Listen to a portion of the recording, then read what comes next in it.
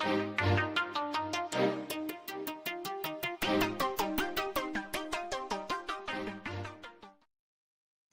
y'all, what's going on? It's the Coastal Critiques panel. We are back to discuss The Real Housewives of Salt Lake City's season 6, episodes 11 and 12. Let's get into it. Oh, let's go.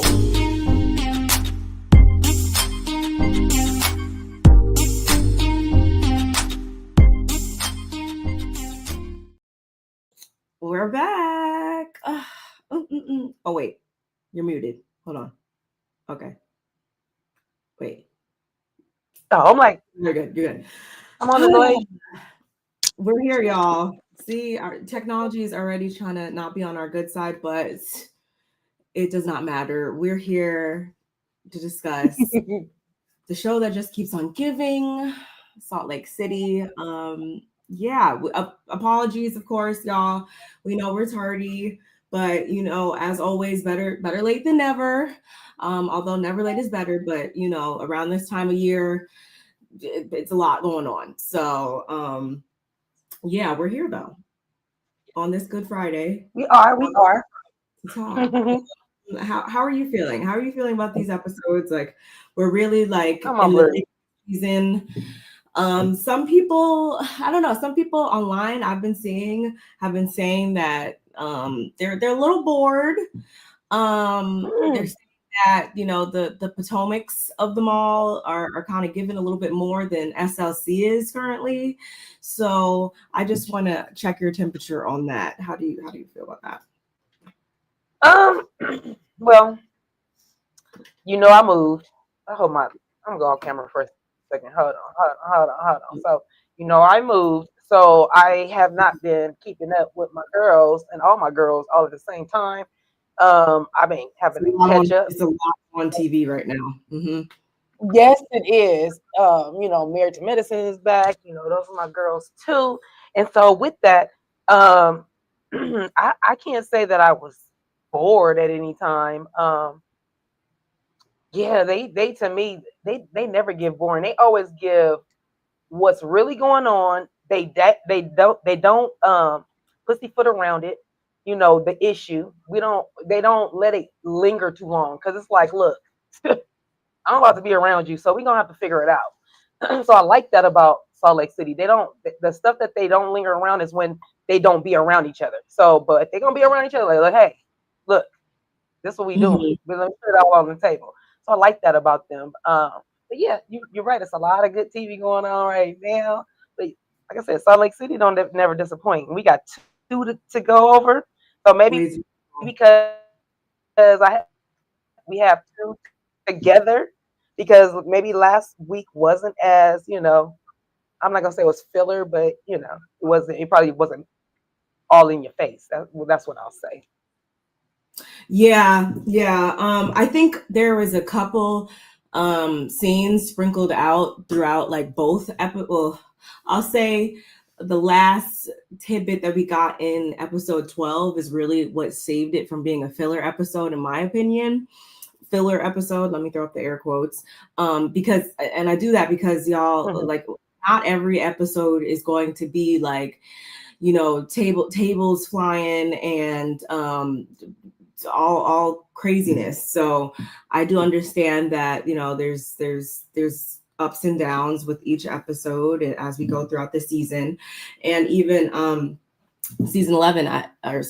episode 11, there was a couple of scenes in there that I was like, okay, that'll give us some real good things to discuss. And I'll say though, one person in particular that I'm not I don't want to say she's not giving, but I feel like usually she does deliver in a more dramatic capacity, is Angie. I feel like in the last couple of seasons, Angie has really been like just like up in the ante here episode after episode. But I want to say right now, we haven't really had one of those like grand Angie moments in a little bit. So my eye is definitely on her with that.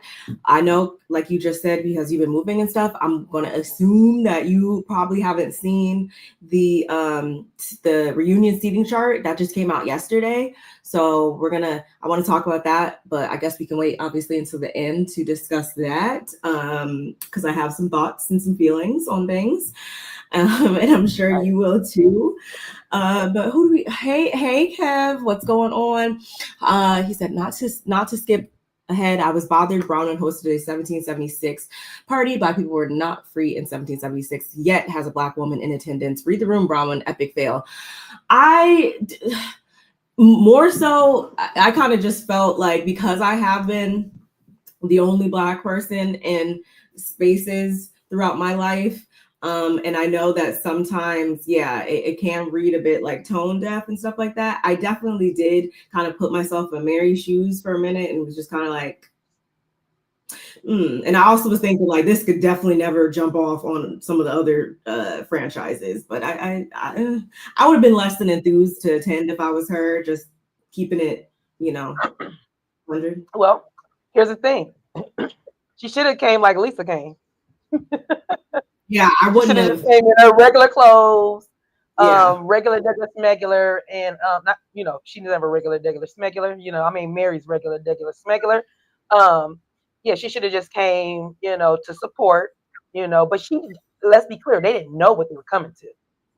Yeah, they didn't know what they were coming to. So to his point, and what's up, Kev? My bad, because I was off screen. I wanted you to see my face when I said what's up, Kev. To your point. Yeah, read the room, Bronwyn, because I don't think you really understood what was really going on. So yeah, it was a little, like I said, it was cringe for me because I have been in those types of environments before. So I was just like, okay, but needless to say, she's happy about her citizenship. Go off, I guess, which is interesting in this political climate. Anyway, good for her. Maybe she wants to change. Maybe she wants to. How people talk. I'm not saying. I'm just saying. How people be like, well, government and the president, and you be like, oh, you assume they're American. They may not be. Yes. So I'm saying, with that being said, when you're somebody that might talk about it, don't just talk about it, be about it. So I'm not really mad about it to a certain degree. But like you said, in this climate, but you might feel like, and Bronwyn gives me that, I'm that change. I'm the change. She does. She does something. Oh, that sun is coming through. No, it's just like blinding me. It's like it's overcast today. It's not giving. Can't tell.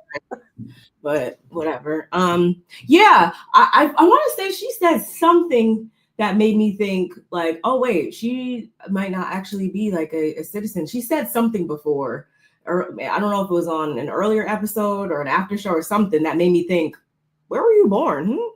So I wasn't surprised to learn that. But yeah, hopefully she is gonna, bring in the change. I do love and respect what she is doing, like with the flags and her allegiance to the LGBTQIA plus community. I love that. So hopefully, that's with that same initiative, she plans to do something else. She got time. I guess we'll see. Kev said Angie K finally got the memo to comment all the way down. Damn, try hard. Yes, we know, we recall how you feel about Angie, Kevin. And maybe she did. Maybe she did listen to the thoughts and the comments and everybody's opinions on stuff. When I say we haven't really had an over the top moment from her, I say that while also mentioning that I don't want to see her doing the whole jump up at the table. I don't want her to overdo it, but I just do expect to see her deliver just a little bit more, based on how she has historically been on the show. So, but yeah. Anyway, y'all, because we got right into it. See, I'm rusty. Like I don't even. Okay. Got banner up there. Don't forget to like the video. We are streaming from both of our channels, so go ahead, hit the like button on both. Subscribe if you're not currently subscribed. Comment, let us know what you guys think about our commentary, the episode, and whatever else. Also share us with all of your folks, and make sure that notification bell is on so you don't miss when we come to you with an upload. And yeah, we'll get into it. So episode 11, Ladies Who Lunch, the sequel. This picked up right as the ladies were coming out of church and stuff.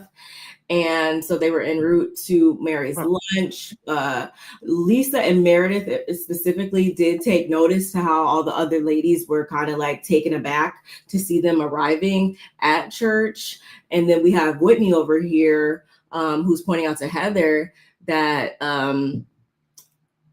Meredith and Lisa showing up was given really fake in her opinion.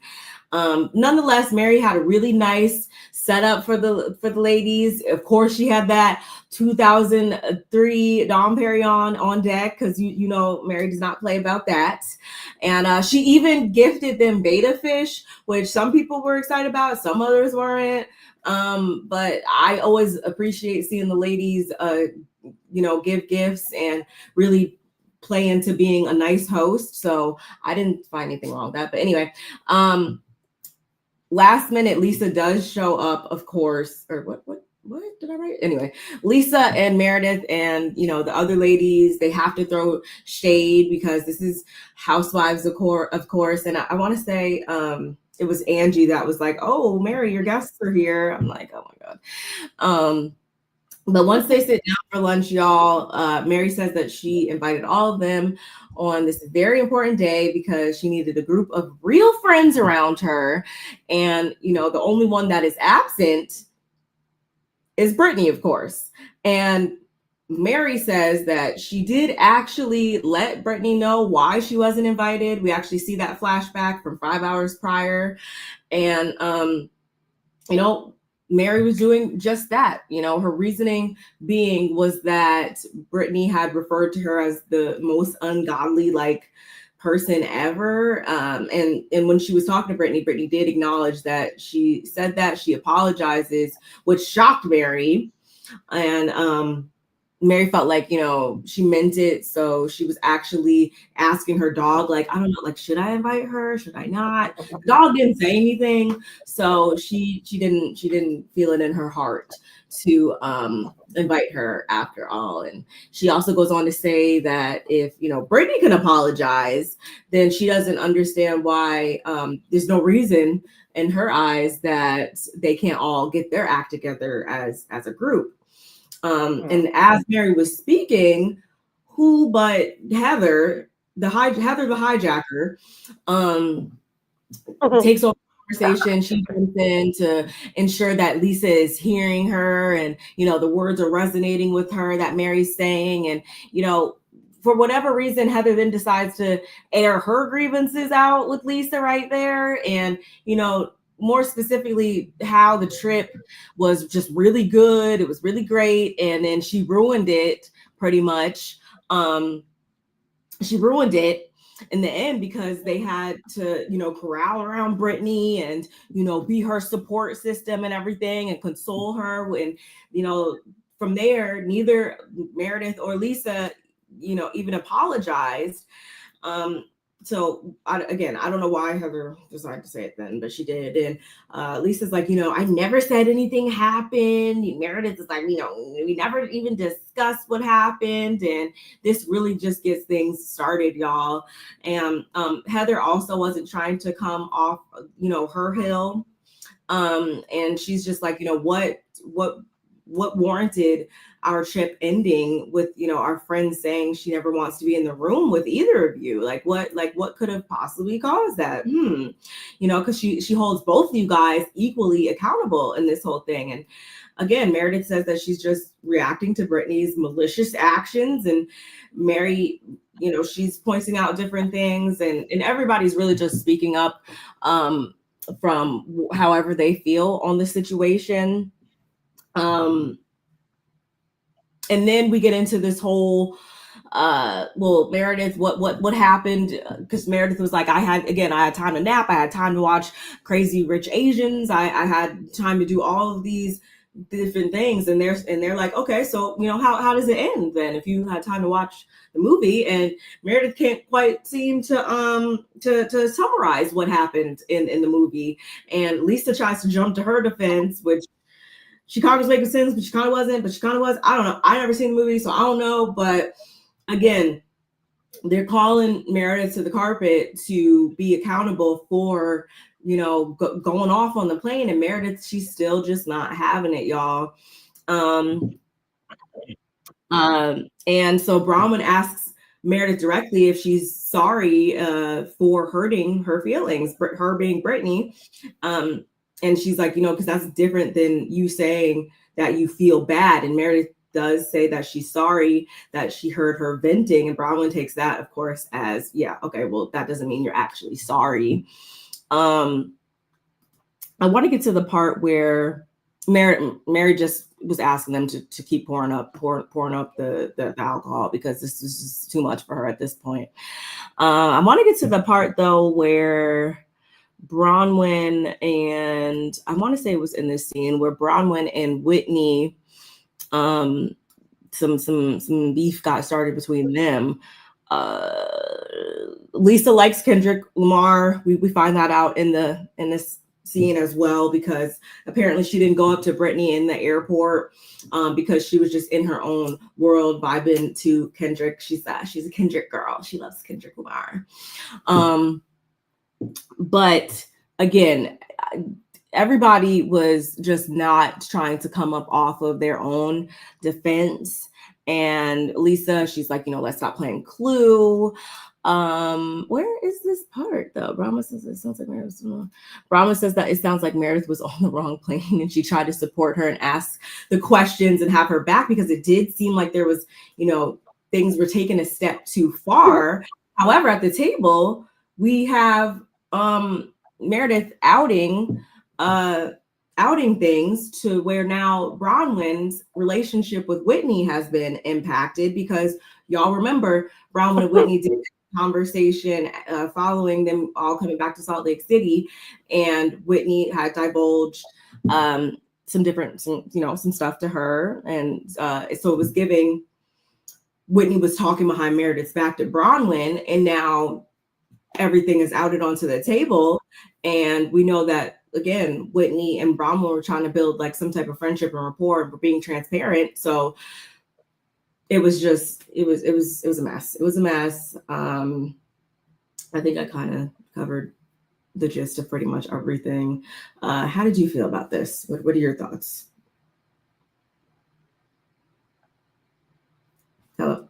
You there, Sid? Hello? Hello? Uh-oh, y'all. I'm not sure I think my sis is having some technical difficulty. Oh, are you there? Are you frozen? I think she's having some technical difficulties. Maybe you got to go out and come back in. Maybe. Perhaps. I'm not sure. Y'all. Help me understand why Mary would serve alcohol after church service. Make it make sense. Talk about sacrilegious. I'm just saying.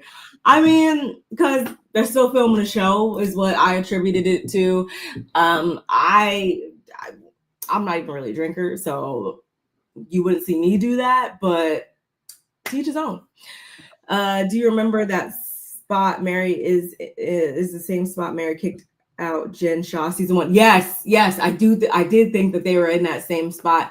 And just to talk a little bit more about that, I feel like Mary, like, obviously we around here go up for Mary, and I do feel like she is justified in a lot of her approaches and stuff, and I do love the energy she's been giving for the past couple seasons now. I will say, though, at the same time, she does get away with a lot more than I feel like she would if she was maybe on another franchise or anything of that sort. So I just was like, there really wasn't a need for her to call Britney and tell her why or whatever. I feel like if that would have happened on another show, she would have been told off. Like, girl, get off my phone with this. I don't want to come to your lunch anyway. Bye. And especially as it pertains to that, between Britney and she's restarting her computer, y'all. She'll be back in just a moment. Hang tight. I do feel like when it comes down to where Britney and Mary are standing right here and there, it's kind of making me hold Mary equally accountable, because until we kind of see how that whole conversation transpired, I don't know if Mary could have started with Britney first based on the little clip that we saw. We saw Mary saying that Britney, oh, you're not cute, you're not this, you're not that. Like, so if you cast the first stone, you can't really get upset with her for calling you, less than Christ-like. And to take it a step further, I'll also say, with her being a pastor and stuff like that, and trying to uplift others and preach the word of God to them, wouldn't the correct thing be that she would have invited Britney instead of isolating her? Isn't she supposed to bring those individuals closer to God? Isn't that how it's supposed to work, right? I'm just saying. What else? I feel like, oh yeah, Meredith calls out Whitney for speaking behind her back, and that prompts Whitney to ask who said something to Meredith, because she only talked to one person. I did like that Bronwyn took ownership for that and didn't let it linger. Like, she was like, yeah, it was me. She spoke to me.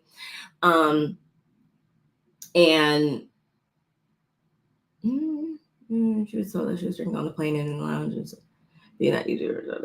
Meredith turns to Whitney and says that she does not have a substance abuse problem, and Bronwyn specifies that the implications were that Meredith was drinking heavily and she didn't remember. Whitney's whole thing was that it could be one of three things. She was like, either she would tell Meredith and Meredith has hatred in her heart, she has an anger problem, or she has a problem mixing substances. Bronwyn, over the last couple episodes, I will say that she is making me look at her a little bit differently. And I'm kind of thinking like, oh, I understand. I understand what game I think Bronwyn is kind of playing now, based off of, I'll kind of save that for episode 12 though, because I kind of see both sides of it now, and I don't want to get ahead of myself, but I see what Bronwyn has up her sleeve, y'all. Let's just say that. Kevin said, honestly glad Mary did not invite Britney. Call me unchristian-like, and I too will show just that. I mean, yeah, no, I'm not saying that she was right in that, but if you come at me first, you can't tell me how to come back at you. You just can't. And like I said, based on that little clip, Mary was saying some off-the-wall stuff to Britney first. So in her mind, Christ wouldn't be talking like that. So I don't really see it being bad. And I also still think that I do still give kudos to Mary for, you're back.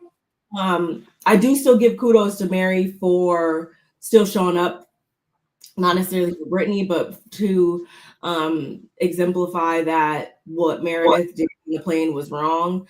I was just talking about how do you feel about Mary not inviting Britney, telling her she didn't invite Britney, and that whole thing. My whole thing is, according to that clip, we saw Mary saying to Britney first that she wasn't cute, she wasn't this, she wasn't that, and then Britney responded to Mary by calling her unchristlike or whatever.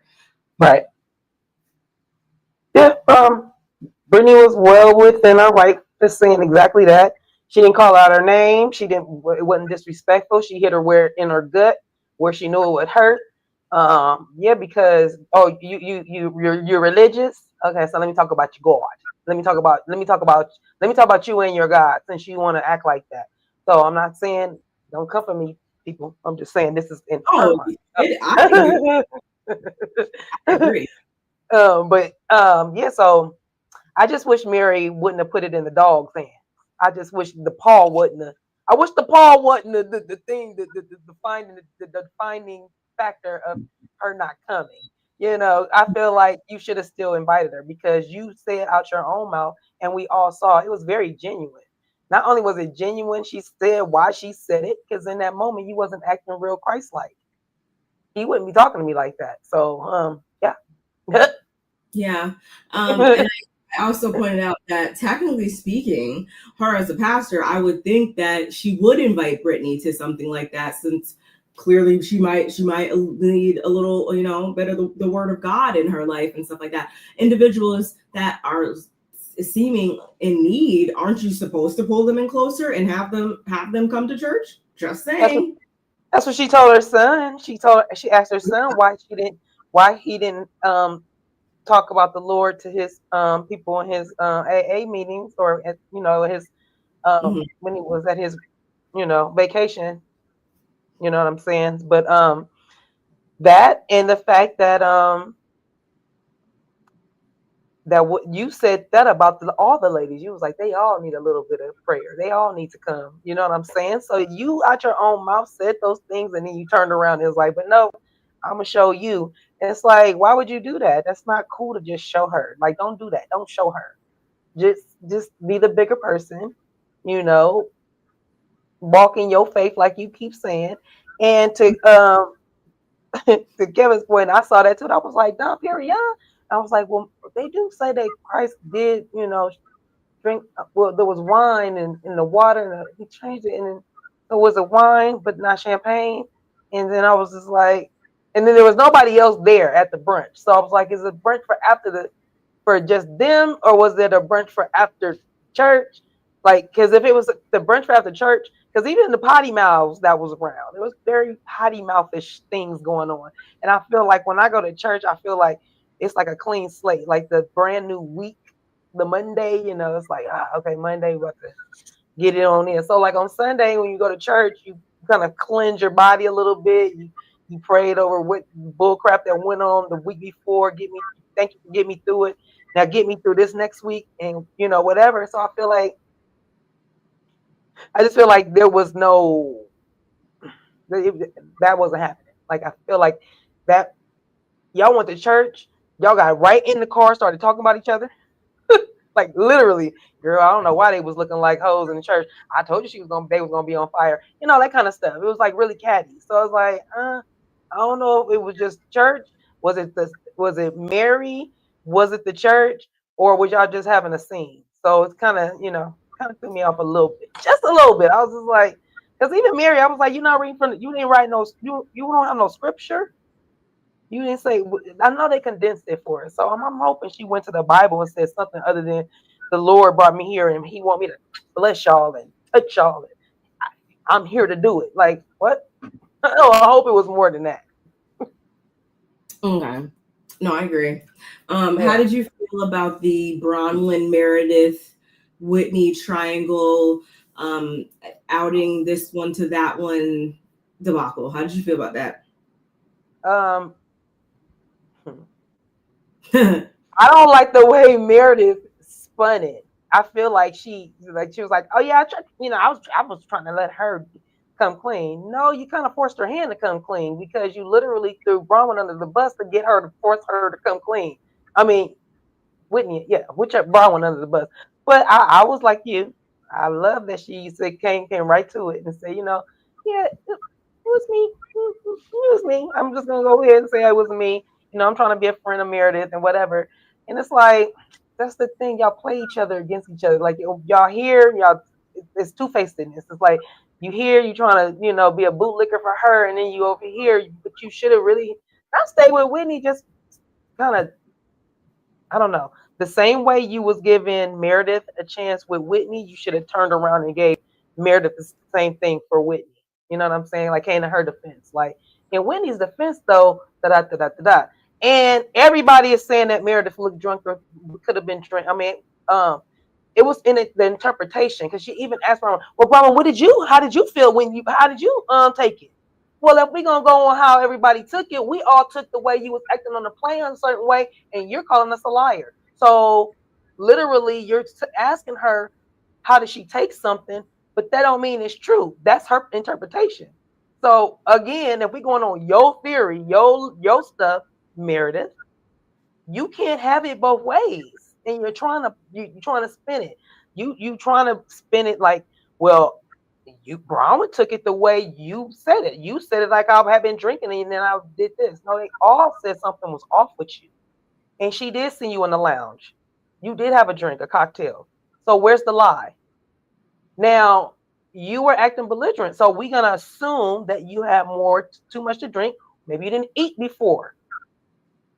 And that could be true, but literally don't go off on Whitney about, Whitney has every right to be mad at Bronwyn for going to Meredith, but she should have said it like, well, I think everybody thinks that you probably saw you at the lounge. I don't think that Whitney is like saying she sneakily saw you. If you was at the lounge, did you go to the lounge? Yes. Okay, well, where's the problem? There's no problem there. So yeah, this is the pick and choose, and I'm gonna say it this way. Meredith is literally making a puzzle and the pieces are not fitting. I don't know what she's doing. She's like literally like, hey, this go. It don't go. No, it go. No, it don't go. I kind of feel like I know what Meredith's, by the end of the next episode, I think I kind of know what Meredith's doing. I kind of know what Bronwyn's doing too. Okay. I can't wait to hear it, because you always logical. Which is crazy because Bronwyn is like showing up in this scene on like speaking on one thing, but I feel like she completely turns that up by the end of the next episode. Anyway, we shall get there. The next scene we got, before the next scene, technically we got like this little 2-second Mary and Angie working out. Well, more so Angie working out and Mary being over it.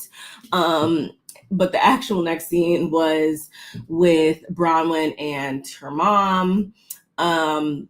There at the kitchen, we met Muzzy earlier on in the season, and she let us know that this is where she lets us know that she's not an American citizen. She was actually born in Brazil. Her parents were from the UK, and she had dual citizenship there, but she now is wanting to pursue her American citizenship.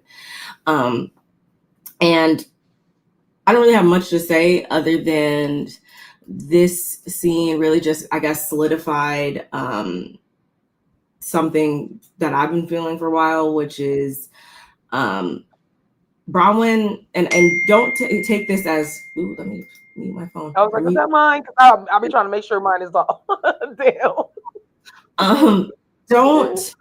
Or I should say Bronwyn, she doesn't really have much else going on in her life now that I think of it, which is probably why she holds, Gwen being so close in high regard and stuff like that in this show, and being intertwined in this group and stuff like that. Because when you really think about it, I don't see her like having any businesses or anything like that. It's just like her and her fashions. She doesn't really have like a thing.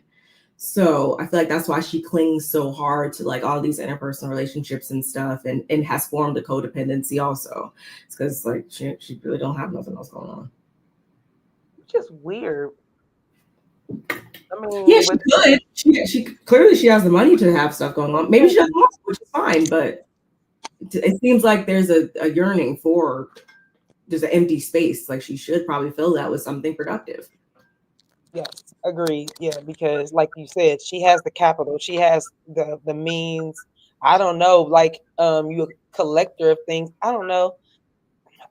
Get into something that like the antiques, or do some shopping and resale. I don't know, like how Marlo did with her fashion. Not saying she has to do that.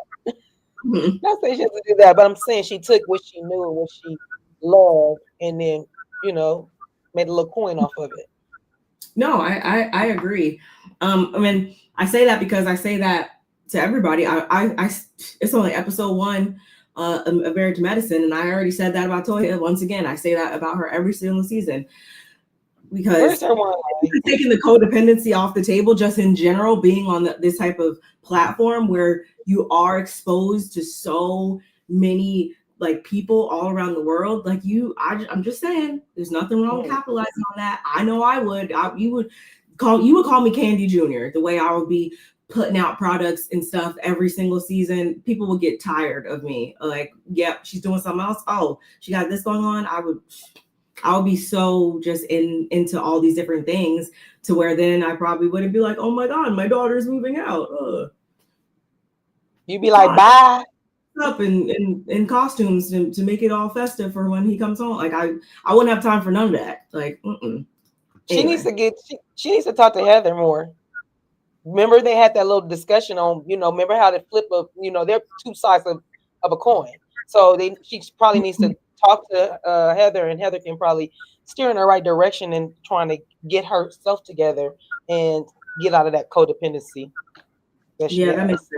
I think Heather would be definitely a good person to have that conversation. Then we catch back up with Lisa and Meredith at the nail salon. They of course talk about the conversation at lunch and that whole thing. And Meredith was just surprised mainly by Heather and how she was coming at her so hard instead of lending support like as a friend. But at the same time, her main issue was with Whitney and her trying to judge her mental health and put all these implications out there about her and her alcohol intake. And they're very damaging false rumors to spread. At least it's like when did Whitney get a degree in psychology or psychiatry? Like, what's psychiatry? What and Meredith says that Whitney needs to focus on herself and her own healing instead. And so when asked how she plans to move forward with Whitney, Meredith says that she doesn't. Quite simple, period. It's giving they're trying to exacerbate the situation with Britani instead. And Lisa tells Meredith about the conversation she had with Britani that we saw, I think 2 episodes ago. And did we see that? Yeah, we saw that. And we get a little snippet in this scene about it as well.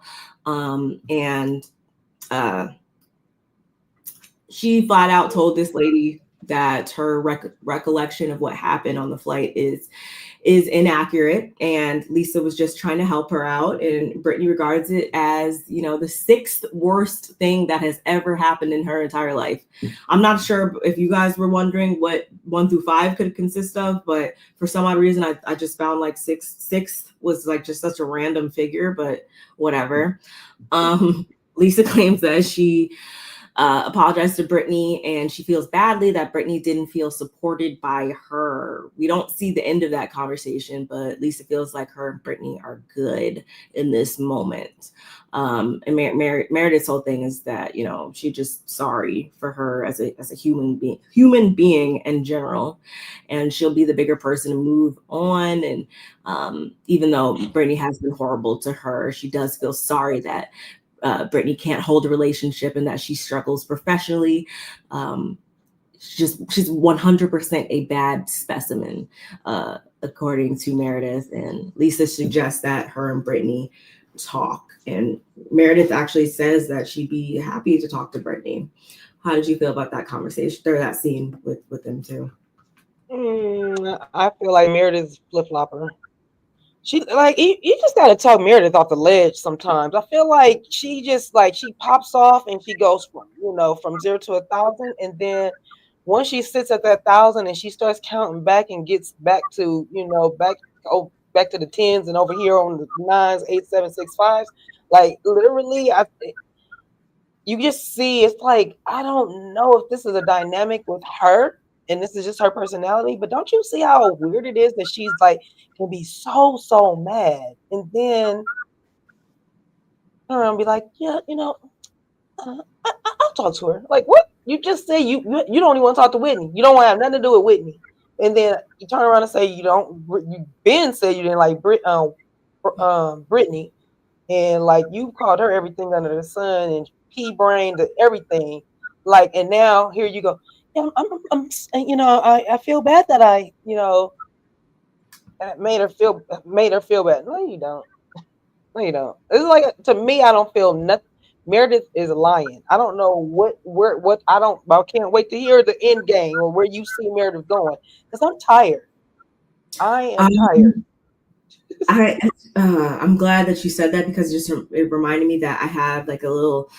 I haven't been keeping up with them because I mean we know how I feel about Monica or Gunica Garcia, I should say, Mm, and the king of reality TV over there. But I think I told you that they were going to be recapping the episodes or whatever, and I seen a clip that I actually want to share later on that kind of makes me think, is that what potentially could happen with the this plane footage that I know exists somewhere, but we just haven't seen it? mm-hmm. Remind me to bring that back up. Um, Ooh, I don't know. I don't know what Meredith. Actually, that brings me to another point. Meredith, I don't dislike her, y'all. I'm still not gonna say that she should 100% be off the show, but again, I'm not gonna argue that she can be, put on in a more limited capacity, aka just a friend of, because she literally she don't give, she won't give. She blows up, won't give. Bathtub scene, won't give, blow up, won't give. Defends herself to the dire end, won't give. Like it's the not pattern. Stupid. it's like really weird. Really weird to me. So I don't ever really understand when people are like, oh my god, like Meredith's my favorite person, stuff like that. She has like great moments when she, blows up, or even I still actually she has moments like this, she has moments like this. She has different moments. But in between that, it's like nothing, like at all. Yeah. I don't know. I don't know. Um, yeah, I don't have nothing else to even say about that scene. Yeah, Anyway, and wait, one other thing that we're talking about Lisa and Meredith, they were talking together, right? They're at the nail yeah, salon. One thing I don't like is that Lisa told her husband, yeah, Meredith was, she was. I wish I knew the exact word. I'm gonna say livid, but she was he she was. was maddest she's ever. She's been the most upset. Whatever. Lisa's never seen Meredith be like that. Right. And so you know that, but then you'll turn around and look at all the other ladies like, well, she has every right to be. Yeah, she does have the right to be upset. But you keep missing is that she keeps denying the fact that she was going off on Britney. Well, she wasn't going off on Britney. She was going off on you about Britney. And you ain't even stood up and said, yeah, Britney. I mean, Meredith, you were yelling. Just she was talking to me. She was talking to me. Why don't you tell Meredith? Yeah, you were talking to me, and it was getting on my nerve. Like you was Right. getting on my nerve. You was spilling your drink on me. You was belligerent, and Mhm. they didn't. Thank God they didn't call the security on you. So the girls are all right. You're it. The audacity when we get to that scene that she's gonna say, "Why don't you guys just stop playing Monopoly or whatever?" Clue, girl, shut up. Because you're the one doing it. You are the one sitting here to tell your friend, girl, you was out of line. You was out of pocket. You went off. You did all the things, girl. You was. Oh, I was right. You was doing it to me. You were doing it to me, and you are the one. One person can clear it up, but you're scared of Meredith. You scared, and I don't know why. What are you scared of? Oh yeah, that's why because y'all have that allegiance. Yeah, that's my bottom line. Is the earlier they just come out and say we have an alliance, There you that can go. really smell a lot of this constant chatter about what is going on here. Doesn't make That's a no lot. sense. Um, That's the only thing that makes sense, Barb. That's the only thing that makes sense because there is no reason for her to sit there like I wasn't there. You were other right than there. to say that just so she can remain in this loyalty pact between them two. Honestly, Mm-hmm. um, speaking of saying in things. The next thing we get, Heather and Whitney. Whitney's driving up to Heather's house in a U-Haul that she can't even drive.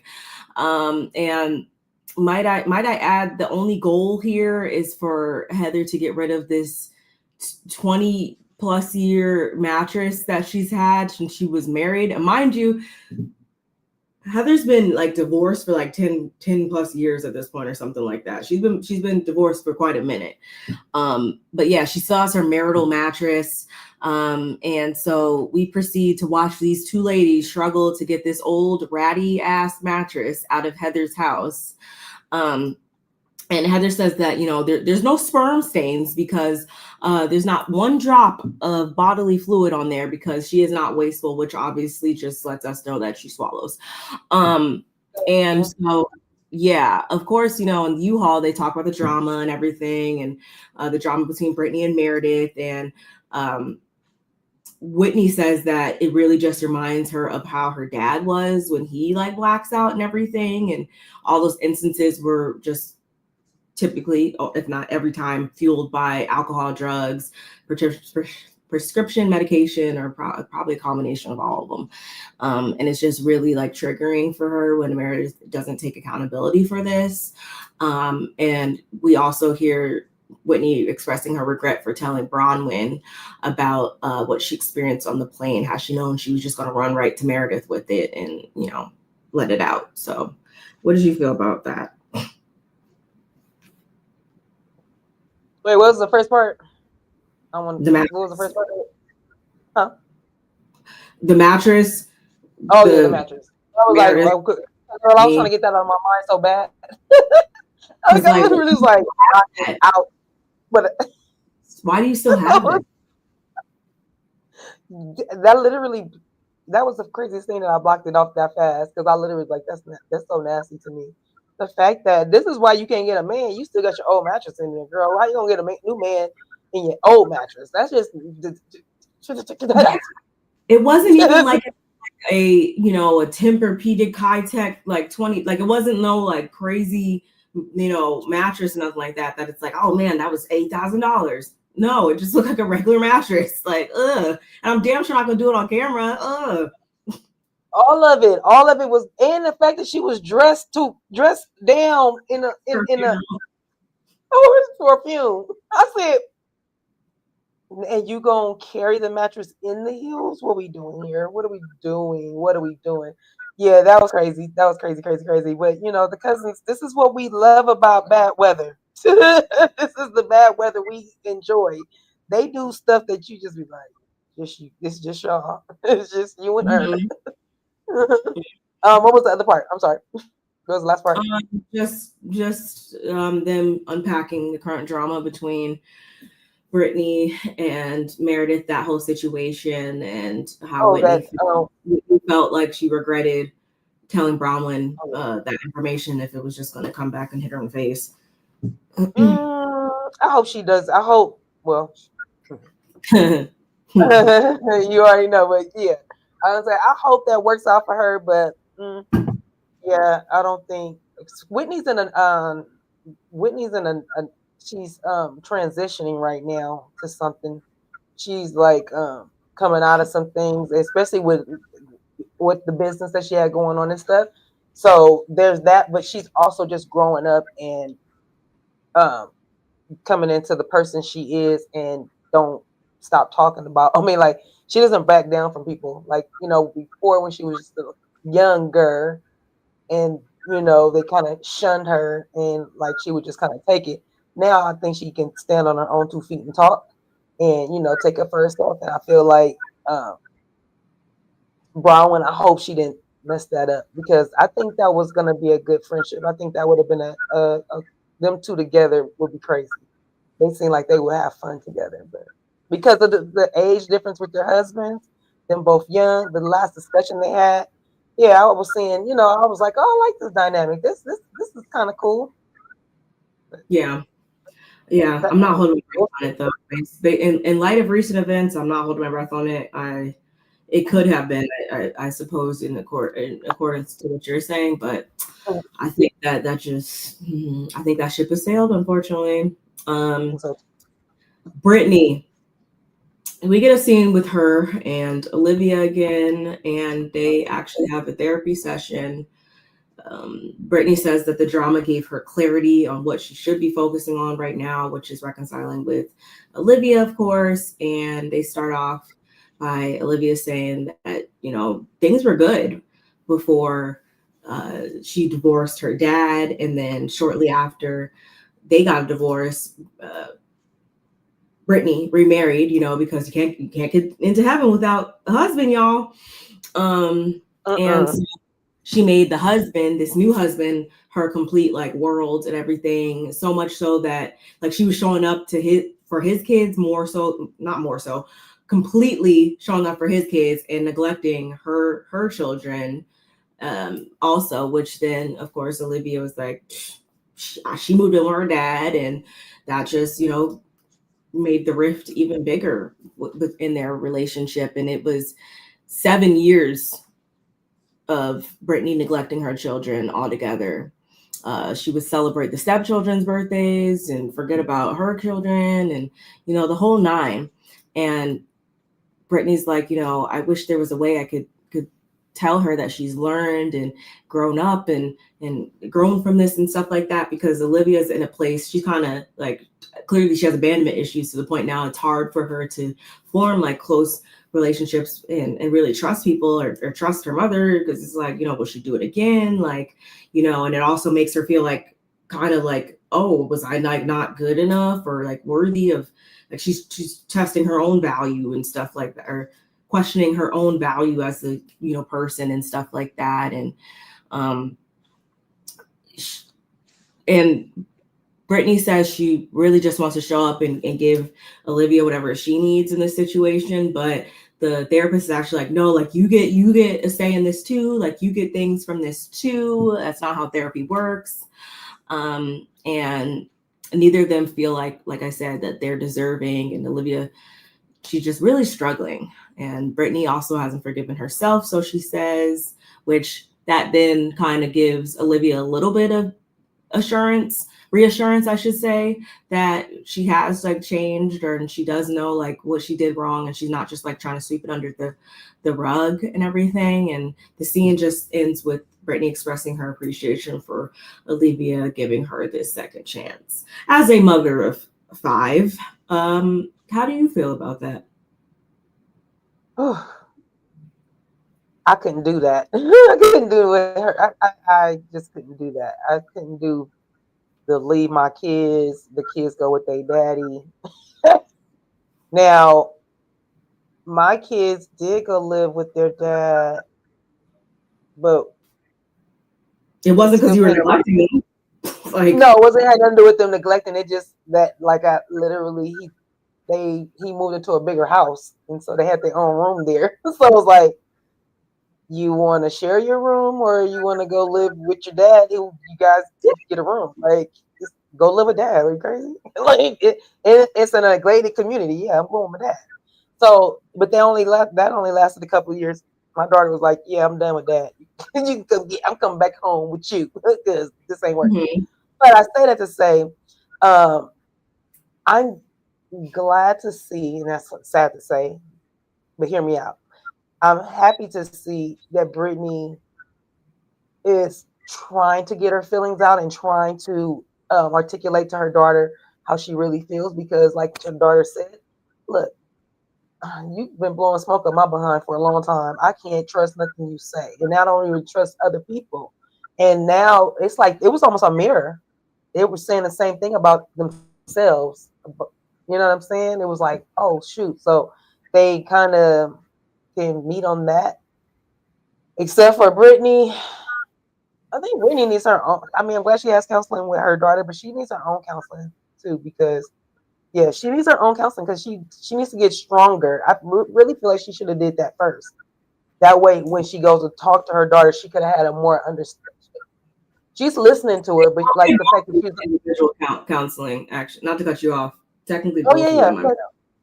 You're right. You're right about that. But because it would have been easier for her to or say what she needs to say to get or hear what her daughter have to say. It's a little harder now because she's still a victim too. Like she's still victimized. She feels like a victim herself, and not looking at her children like they're the victims. They're the ones that suffer behind it more than you being the person to victimize them and feeling bad about it. It's a difference.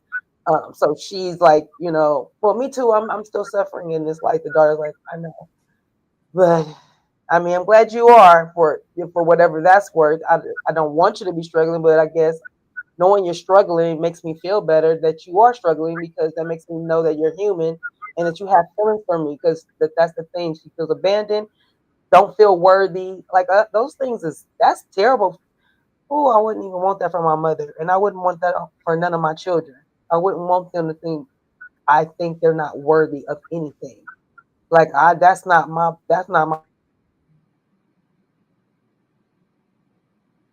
Uh-oh. No, you cut out.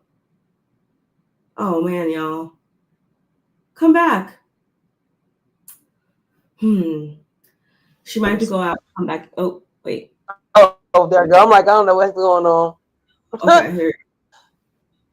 Okay, so can you hear me? Yeah, Taking it's like, myself off the screen. Can you hear me though? yeah. Tic-tacking. That's on. But you can hear me Yeah, better though? Okay. yeah. Can you hear me? Mm-hmm. Okay. I don't know what's going on with my computer. So anyway, I just feel like I feel bad that that's happening to her, but I'm glad they're in counseling together. She only has the one daughter. She has two daughters though, right? Yeah, I want to say Olivia is the younger one, but I mean, I don't know why. Based off of what at this point, Oh, I want to say she is for some reason. The other, I don't know. I'm curious so about the other. She need to be in therapy with her too, if the other daughter's to it, obviously. that's what happened. It's like it should never have gotten to this. My whole thing is, yeah, like it should have never gotten to this point. I can't get past that, but since like we have no choice but to move past that part. Yeah, I do hope that each of them gets exactly what they need from this. I hope that Britani just independently, like, because that's the thing, is she's still practicing, Mormonism, that she's still in the religion, and I just like I'm not, y'all. I'm never going to disrespect anybody's religion. That's to each his own, but like at the same time, I feel like she still doesn't see anything wrong with what I said in the beginning of this scene, which is because you can't get into heaven without a husband or whatever. Like, I still feel like she kind of still thinks that. And I just feel like with that being said, there's always that chance of her just going off into la la land and just like she needs to rewire these ideals, I feel like, in her head. I wonder if they're like, she's still like a part of church or anything like that. I'm curious, but I'm wondering about that. I'm wondering if Jared has anything to do with why she is kind of stuck in, not that, that's her religion, Mormonism, if that's what it is, but I feel like he actually is one of the people like, yeah, I love that about you. I love that you. I can just see, he just seems like that. I just feel like you know what? Yeah, my third eye stays on him. He like that. I'll never not look at him weird, but independently, like she just needs to, like you said, like she just needs to really, like she needs to take charge of her life and really steer it in the direction that she wants to see things happening, because I feel like she just kind of allows things to happen to her, and it's kind of governed, I feel like, by these ideals she has that are just very unrealistic, I feel. I wonder where's her parents. Have we talked about her parents? Have we talked about her parents or mom? I remember her mom like passed like 2 years, like recently, I want to say. Oh, okay. Siblings, and they like used to sing, I want to say, aren't all the siblings, but yeah, she's seeing like this relationship with her parents, but I'm like, was it toxic like that? Because I don't know, like somehow it translated to her now, like just having this like toxic idea of what a relationship should look like. So I don't know. Like her dad, it didn't seem weird when we saw all her family in her house or whatever singing and that whole thing last year. Because remember when Angie brought the wine or whatever? It didn't seem like it was weird, but like clearly, if she's now thinking along these lines, something went wrong somewhere. I don't know. Well, look, we saying it wasn't weird, but look how she went off on Angie. But look who took all the car. Look, you went over Angie like, girl, don't bring the wine here, girl. Look in front of my family. Okay, girl, go just put it by in the bushes real quick, cause That's what I'm thank you, saying. girl, Like, but you drink, you drink. You don't need yeah, a husband, you didn't have it. Like, she needs to unlearn a lot of these things, and yeah. it'll help to not allow things like this, being estranged from her daughter and all these other things, to continue to happen to her. Mm-hmm. Got it. What? Speaking of mother-daughter relationships, we get the next scene with Bronwyn, Gwen, Marge, and their 3 generations of Bobs. They go to replant bonsais. Bronwyn says she's not, a very thin person. What? But in light of everything that's going on in her marriage and in the group, she needs that in her life right about now. Oh, a very zen person. I said thin. What?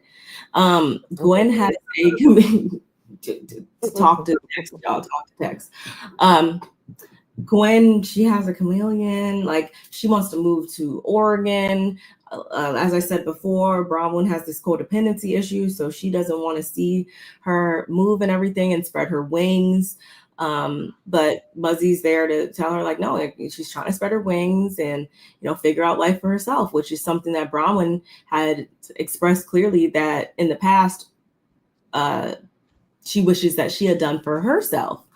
So Bronwyn's just in her confessional explaining how she's never been alone. She went from her parents' house to BYU for just a short period of time to then, boom, Gwen is here, and that's all she's ever known ever since. And similarly enough, her mother isn't quite ready to leave just yet from living with Bronwyn, but her goal is to get back into her own space as well. So Bronwyn, she's really uncomfortable.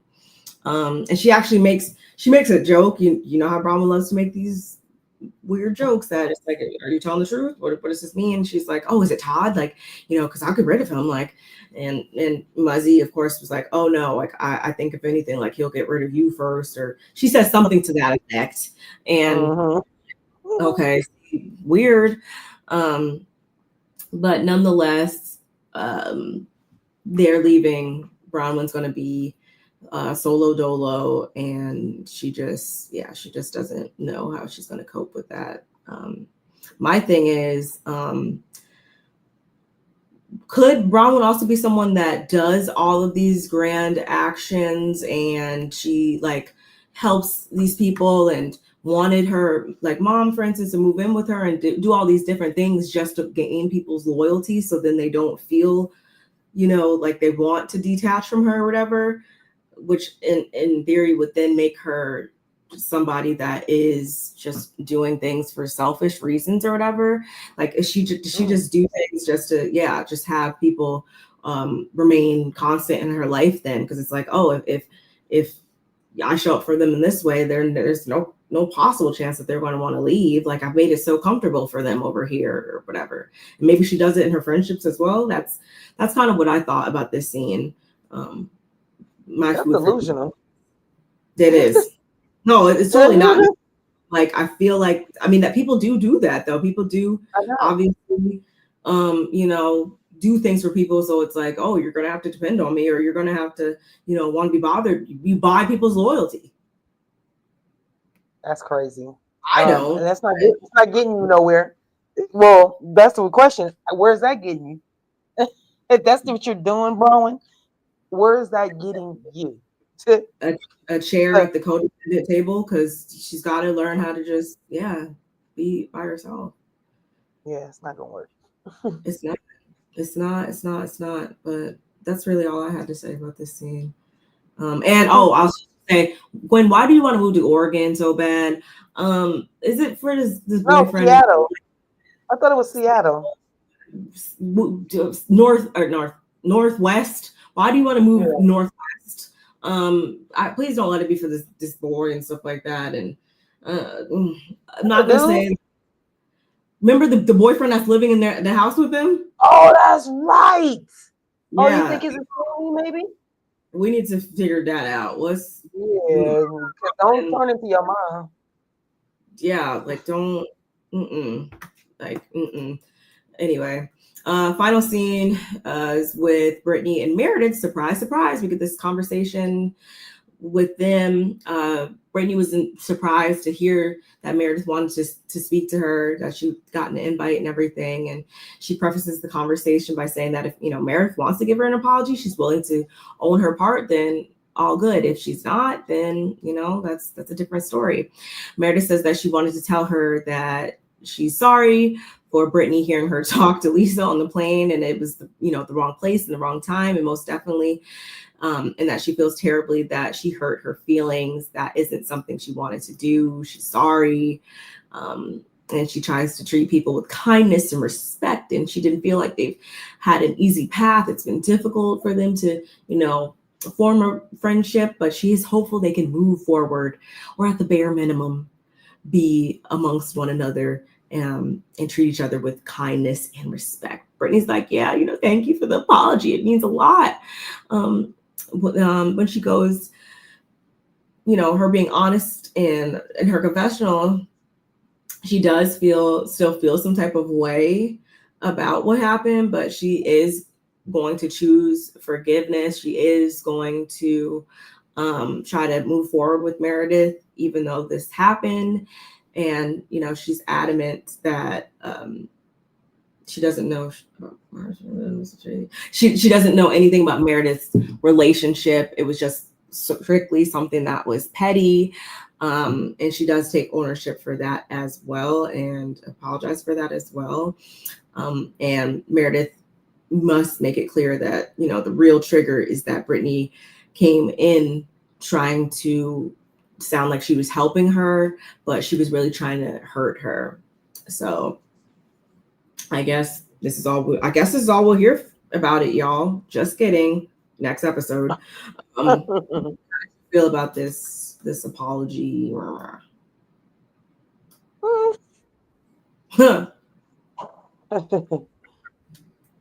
Like I said, I don't know, because Brittany, like, I don't know. With Brittany, like she said, she did do it on purpose. I mean, she said we knew she did that on purpose. I mean, you apologize for it.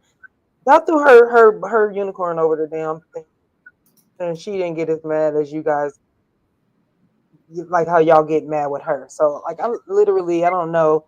I feel like Brittany is like Whitney when it comes to Meredith.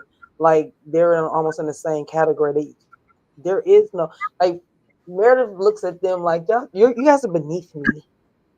I wish you could see my face. But if everybody's beneath, those two girls are beneath her. So I don't know. I don't feel like what I do know is that they both know that they're not going to be friends. And they do understand that they're going to be in contact with each other on the show together. So I guess, the politically correct thing to do is apologize. And there it is. Yeah. Oh, sorry, y'all. I was glad in the moment that this was hopefully going to be put to bed, but I don't feel as confident moving on to the next episode and even for the rest of the season. I do think that they're just two people that are just very different that normally would not probably be friends. So don't try to overforce it. But at the same time, no, I don't want to continue to hear about this, because at the end of the day, we don't even know what happened or didn't happen because there's no freaking footage supposedly. So I was just over it, honestly, at this point. Actually, I was thinking, I will play this like the video real quick, y'all, and then we will get into the next episode.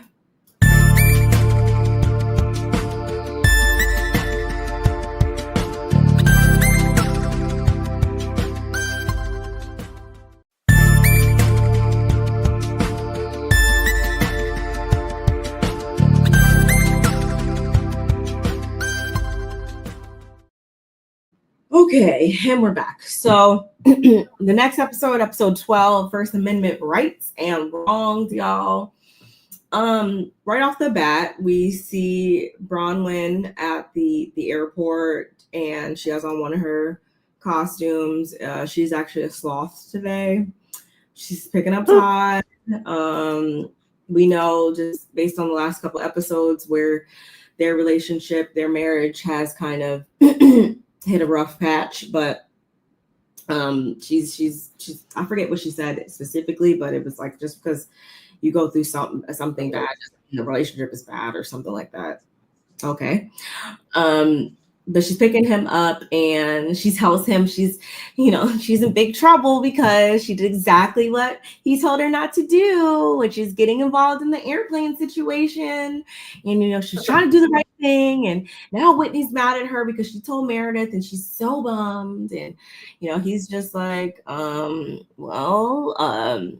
thinking like, well, girl, I told you so. But he does suggest that they all just have a kumbaya where everyone apologizes because everyone has probably said some ish, including Bronwyn. And in Bronwyn's opinion, they're all probably harboring old ish, and they're just unaware of the fact that they're holding on to that, and that of course is probably hindering the group from moving forward. So to celebrate her becoming an American citizen, she wants to have a Boston Spill the Tea party to just serve as a reset and get them back on track. What did you feel about this first opening scene? She scared the heebie-jeebies out. Her husband, when she jumped up, she was so quiet. That girl is consistent. I will say that she consistent with them. She got time. Costumes. Yeah, she ain't got nothing else to do. You're right.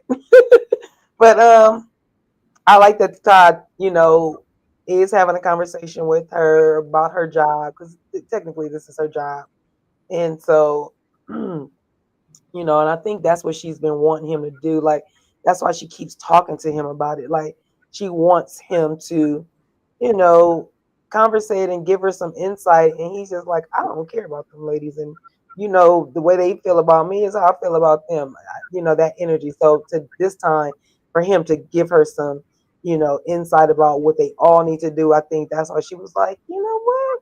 I think you're right. And, let me take a note or two. So I'm gonna give him a little brownie point for finally, standing behind his wife and giving her something about the job other than, I don't know why you don't talk. I don't know why you talk to those ladies. I don't know why you give them why you go be with them, because that's my job. I have to be around them. So can you stop asking me those dumb questions, because that's my job. Okay, thanks. Right. I don't how she, like her whole what's it called, her whole, like, the way in which she kind of, her tone, her demeanor and everything at first, though, when she was telling him this, it got on my nerves, I guess, because it almost seems like a child, like, running up to like like guess what I did, remember that thing you told me not to do, I did it, like, oh, it was weird. I don't know. I was like, girl. Anyway. But yeah, I think, yeah, that sounds good. To, like, get release old stuff and, move on and stuff like that. But I'm like, I hope, again, you are somebody who's going to be leading the charge in that, because at the end of the day, there's been things that have happened in the past that I feel like you also, Bronwyn, have held close to the chest and didn't want to come up off. So I'm like, just understand what you're asking for. Just okay. And I do feel like certain situations, I wouldn't be surprised if other people are still holding on to them because they are so recent or whatnot. So again, it sounds good to say, let's do this, but just know what you're asking for. That's all I felt in this scene. Over with Whitney, y'all. So Whitney, she's sitting out. Clearly, like, her demeanor seems like something clearly is on her mind. Like, she's looking some type of way. So she sits down with Justin, and again, she's in this mood. We find out it's because she just peeped a large debit coming from their account, and it was going to one of their vendors supposedly. And she expresses this to Justin, and his whole thing is like he pretty much feels inclined to do right by the individuals they owed money to. She hates that she didn't listen to her intuition on merging Wild Rose Beauty with another entity, she says, which in her eyes, looking back on it, it was a poor decision that she's having difficulty being released from. She just wants the intellectual property rights, I guess, to using her name, and she doesn't want to be tethered to this entity any longer. She wants her inventory as well, and she feels misled, misinformed. She said that at the time she just really wanted her product to be in Sephora, Ulta, Target, etc., and she was presented this like MLM business plan from Justin. And again, it's really annoying because at the time she was just going to sit down with someone from Sephora that week. So she felt forced pretty much by them presenting these figures and these numbers and everything. She felt forced to kind of go along with it. And she also put all of her trust in Justin in doing so, only for it to not go the way that they thought it was going to go. And at the time, she had been asking Justin for years and years and years to do something business-wise, like they could get into something business-wise together. And it wasn't until he like had this idea of taking her company to the next level by doing this, again, MLM process thing. It wasn't until then that he wanted to jump on board. So it was like, did you think that like I wasn't going to be successful if it wasn't for this? Like, she just is really upset. And obviously it's caused like some type of resentment in their marriage because she's clearly really still holding this all against him. He doesn't know what else to say other than, sorry for getting her entangled with it. And she again feels like it's very hard to compartmentalize this situation versus letting that resentment spill out into the rest of the marriage. What did you do you want to go? You can go first. I thought it's really weird to see Whitney. I felt bad for Whitney. Let's be clear. Let's start with that. Very sad that that this happened to her baby. We know how she feels. She's very passionate about Wild Rose, so I understand that. But the resentment and treating Justin a certain kind of way, I'm gonna need her to snap out of that, because when he lost his job because you guys was getting freaky deaky on the screen. I was gonna say that. I was going to say that. It's the same energy. Yeah, you can't. I mean, he had a little grudge for a little bit. I don't know how long the grudge was. I don't know how long they wasn't sleeping together. You know what I mean? I don't know. I feel like it's again, I'm not saying that you should hold grudges or resentment, nothing like that. No, the goal is to not have those things. But at the same time, when you think about it, if I lost if I'm the breadwinner around here and you got me entangled in something that now I lose my job or whatever behind it or whatever, I wouldn't be surprised, or I don't think anyone should be surprised if I'm like a little bit resentful, at least at first, because it's just like, if it was just something that wasn't like the main income and stuff like that, I can understand where you're like, is it really that serious? Like, just let it go, yada, yada, yada. But like, dang, I was just trying to help you out and I lost our sole, means of income around here. Like, that would be, I feel like he could be a lot more upset with her than she is, but I don't know. Yeah, it's a good gut punch. It's a good gut punch. But here's the thing: they're talking it out. She couldn't hold it no longer because Whitney can probably fake it till she make it. You know what I mean? And so she finally get it off her chest. He said he was sorry. He validates that Wild Rose has always been something he thought was going to be successful. I believe that. I don't think he's blowing smoke up her behind, because if that was the case, he wouldn't even be. He wouldn't have never said nothing about it, or he wouldn't. It just wouldn't. I don't care what, if it came late. Too late in your eyes, whatever it was, he just wouldn't have. He wouldn't have had no interest at all in it if he didn't believe in it. So Yeah, it's just it's a trial and a tribulation, and we all go through it.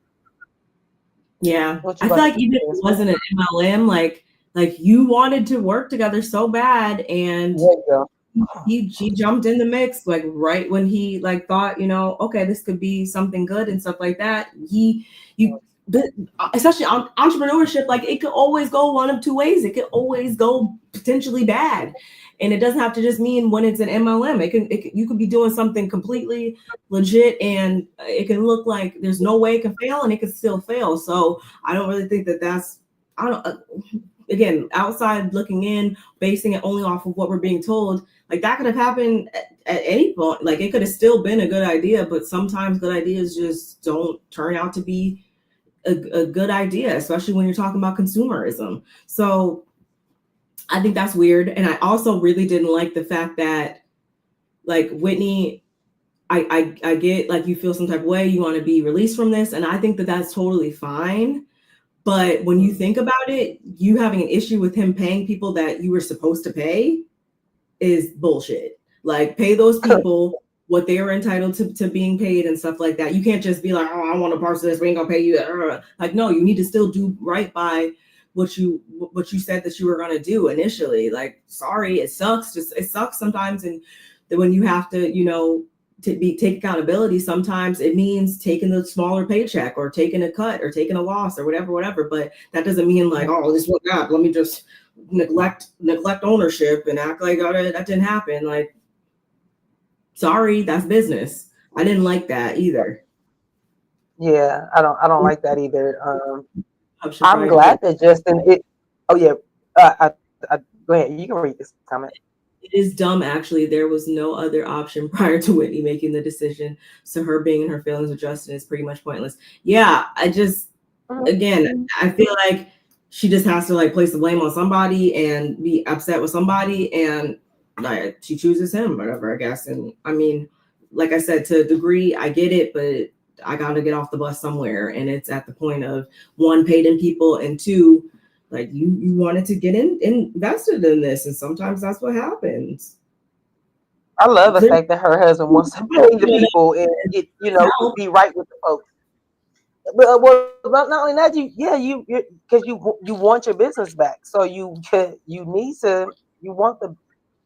need to be as forthright as you can be when it comes to getting your old business taken care of. And since this is what we're doing, he's not leaving it hanging. He's not putting you guys in more debt. He's actually taking care of some of the debt. So yeah, you can't bitch and moan about something both ways. Oh, the debit came out and you just at least it's coming out. At least you had it to give. I mean, at least it was there to give. Because literally it could be two things. You could be getting sued, and then they take everything. Yeah. Okay? So let's call it a thing, babes. No, for real. I think in her eyes, she just wants it to be like, give me myself back. I'm gonna switch it up, put some new branding on it, and resell it out here and act like none of that happened. Like act like I had nothing to do with that at all. Ain't gonna pay those people, ain't gonna do nothing. Just completely release me so I can move on and act like that didn't happen. Which to a degree, I'm like, okay, I mean, people do it every day, I get it. But on the other hand, it's like, no, girl, like this is just how the cookie crumbles sometimes. Unfortunately, you got to take accountability for the losses too. You're not always going to be in the green. Sorry. Not only that too, but she's on TV. She's a personality. There's a little bit more in it with Whitney. Not like everybody knows Whitney like that, but just saying you're in a little bit in the spotlight. So you don't want to have that business like that. You just don't. I'm going to pin this comment because this is the comment of the day, in my opinion. Whitney not paying the vendor would have had her looking like Lisa with the active lawsuits. Ooh, child, I was about to drink my soda and I had to put my bottle down because I'm like, okay. Yeah, that's literally exactly Whitney. Like, and it's like at the same time, I was just about to give her grace and say, like, you know what, I do appreciate her coming forth with this and not, and being transparent and stuff like that, because she's not going to allow anybody else to spray her with this. She's going to talk about it. talk about the solution, and it's not gonna it's gonna be put to bed. No more life is gonna be able to be breathed to this. But again, we can't negate the fact of what Kevin just brought up. Whitney, if you would have backpedaled and not wanted to lean into this more and not want to have anything to do, like Justin is actually saving you the drama, like for real. So you should actually thank him, honestly. Just saying. Next scene, don't really have much to say about it. I think it's amazing. I'm all about furthering your education. We got Heather over there with Georgia. They're decorating Annabelle's bed since she's going to the University of Tampa. And Heather is really, this is just another way for Heather. And I think I actually missed this scene in the, wait. Oh yeah, I did. I missed saying earlier in the episode 11 that we saw Heather showing her office to her daughters, but I didn't really think it was much to say anyway. But in this scene, Heather is now decorating Annabelle's bed and stuff like that with all of the University of Tampa things. And yeah, happy that she's going to be a solo lady out here, not having, you know, any kids at home. She's about to be an empty nester. She can't wait for it. She's not like kicking them out, but she is approaching it, I feel like, in a different way than we normally see people approaching things like this, because we have, you know, someone like Bronwyn on a entirely different end of the spectrum saying like, oh my God, I just stay here forever. Like Heather's completely embracing it. She's totally fine with being an empty nester. She only has to worry about herself now because she wasn't in a marriage, married to somebody who didn't fucking help. So like she basically been doing it all by herself, even when she was married. So now she can only be responsible for herself. She can make all the fried Oreos in her air fryer that she wants. And it's a good time for her. I'm not mad at it. Yeah, I don't really have anything to say. You know I ain't mad at it. I'm on my last one, baby, right now. My 15-year-old is the last of the Mohican right here. Like, and I got 5. She got 3. I have 5. And you know, I'm just, you know, I get it. I don't even know how to act right now. Like literally, I'm with her. Like you just start feeling like I've been taking care of somebody else since I've been 20 years old. I was pregnant at 19. So I've been taking care of my kid since I was 20. And then, you know, I had others. So it's just like, yeah, it's a big accomplishment. I'm happy for Heather. And I can't wait to see what she's gonna do next, you know. It's hats off to her because like she said, I did it even by myself in a marriage. And a lot of us do. Let's be clear. A lot of us do. And it's not intentional. I'm not, you know, there's times that my husband was there and he did stuff, but for the most part, I am the mother. I am the mother. Like, everything comes through me. Like I am that. And even with my older kids, father, same thing. I am that mother. I always have been hands on. Those are my kids. I brought them in here. I don't want to have to take you out, but if you make me, no, I'm just playing. No, just joking. But yeah, I like that. I love that she loves on her daughters, that they know what their mom been through and what she sacrificed for them, and how she wants them to have their own life and not take, you know, what she couldn't do. She let her daughters do, and I love that for them. So yeah, I enjoyed that little scene.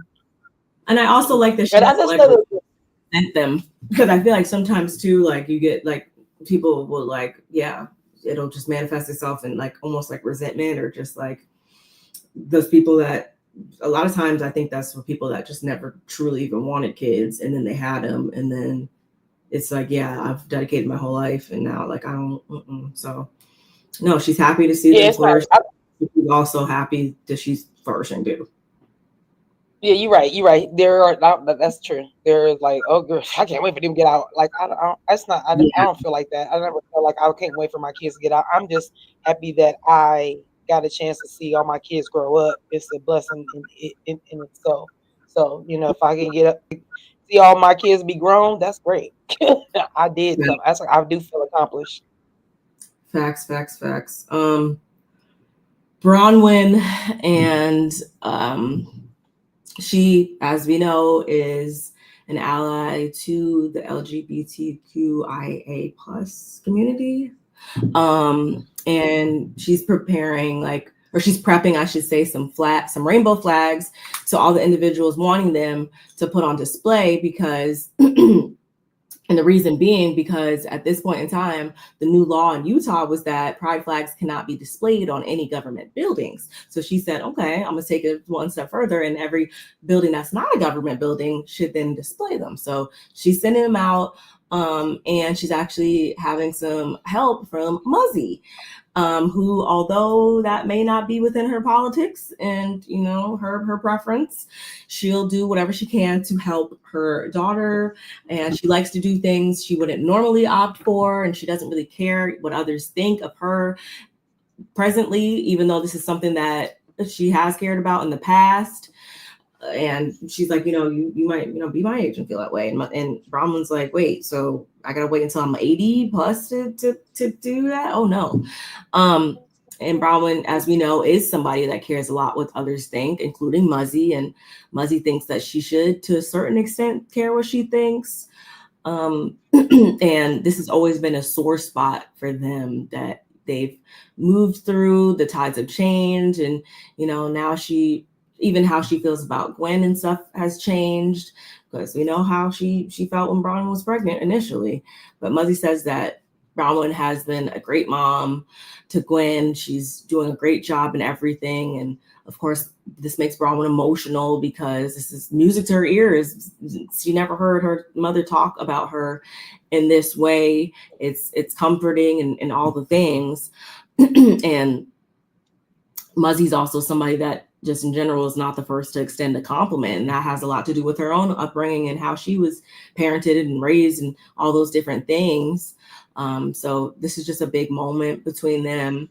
And Bronwyn's like, she's breaking these generational curses, except for the no hugs, because she's not a hugger and neither is Gwen. So I'm like, okay, note taken in case I run into a BravoCon ever. I mean, if she likes it, I love it. There would have been no second, screw Britani and her situation. There would be no second chance if it was me and Bronwyn.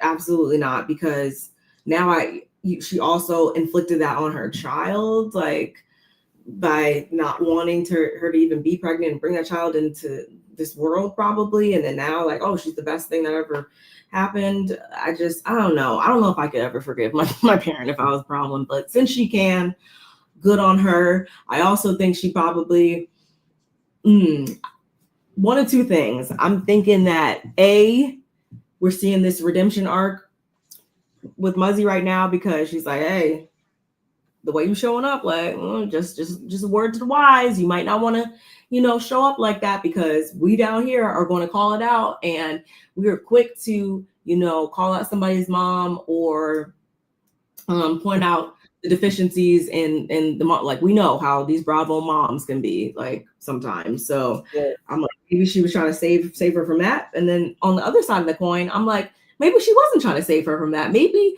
Bronwyn purposely brought her mom on here to, since she wasn't probably going to call her out for it and hold her accountable for it and stuff like that. Maybe she knew that we, as the viewers, were going to get down here and verbally whack her mom back and forth from here to Timbuktu. Maybe this is on purpose. And I say that because Bronwyn's a lot more calculated than she may have seemed, at least to me, maybe even going back as to say for last season. I don't know. I can't really quite figure out why, because I'm like, girl, I don't know. I just would never be in this situation where my mom is coming on here and not being my biggest supporter. I don't know. Mm-hmm. What say you? I am thinking Muzzy saw the initial reaction. How? Yeah. You want to read Kevin's? You want to read Kevin's comment first? Yeah, I am thinking Muzzy saw the initial reaction. How she was how she was received on social media, hence why the 180 changed out. Yeah, like I said, that's one of my ideas. And then the other idea is, Bronwyn, you did this on purpose.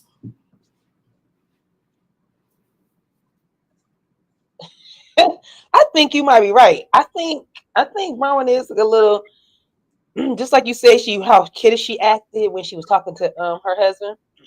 I did the wrong. I mean, I guess what I did today, something you told me not to do, but I just wanted to. It's like the same thing, except for she's not gonna.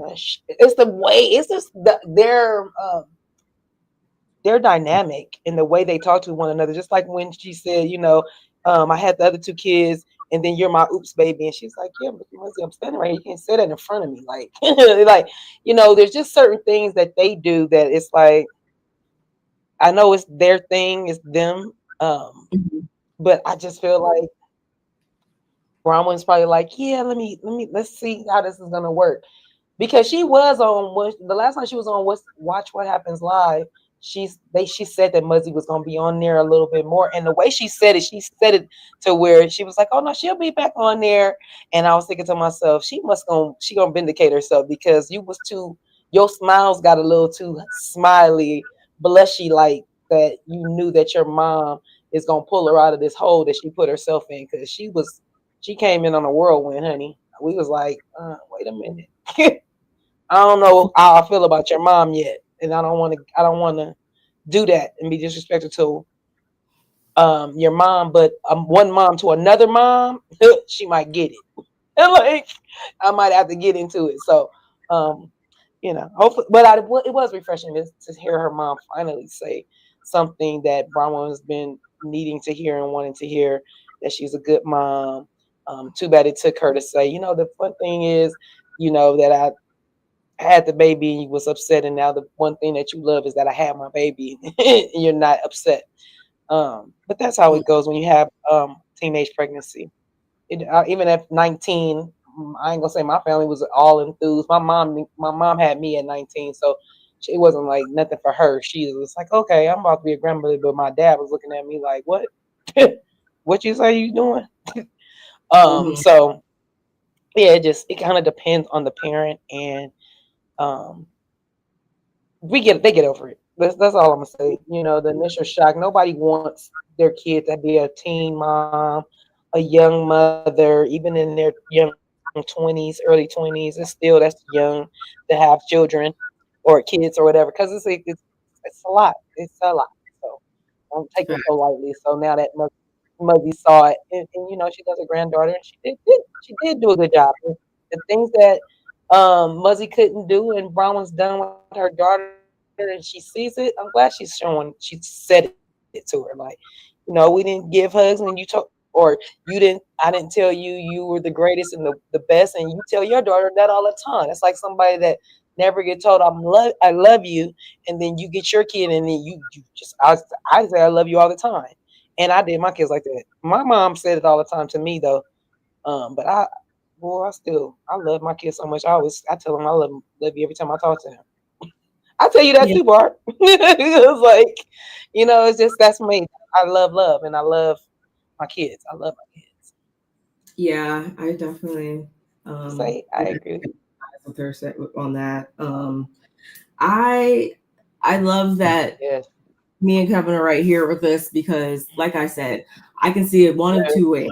Like, I could see it being innocent, but I can also see that Bronwyn has that in her to have, yes, purposely bringing her mom on RHOSLC for the audience to attack her mom. Bronwyn gives conniving vibes.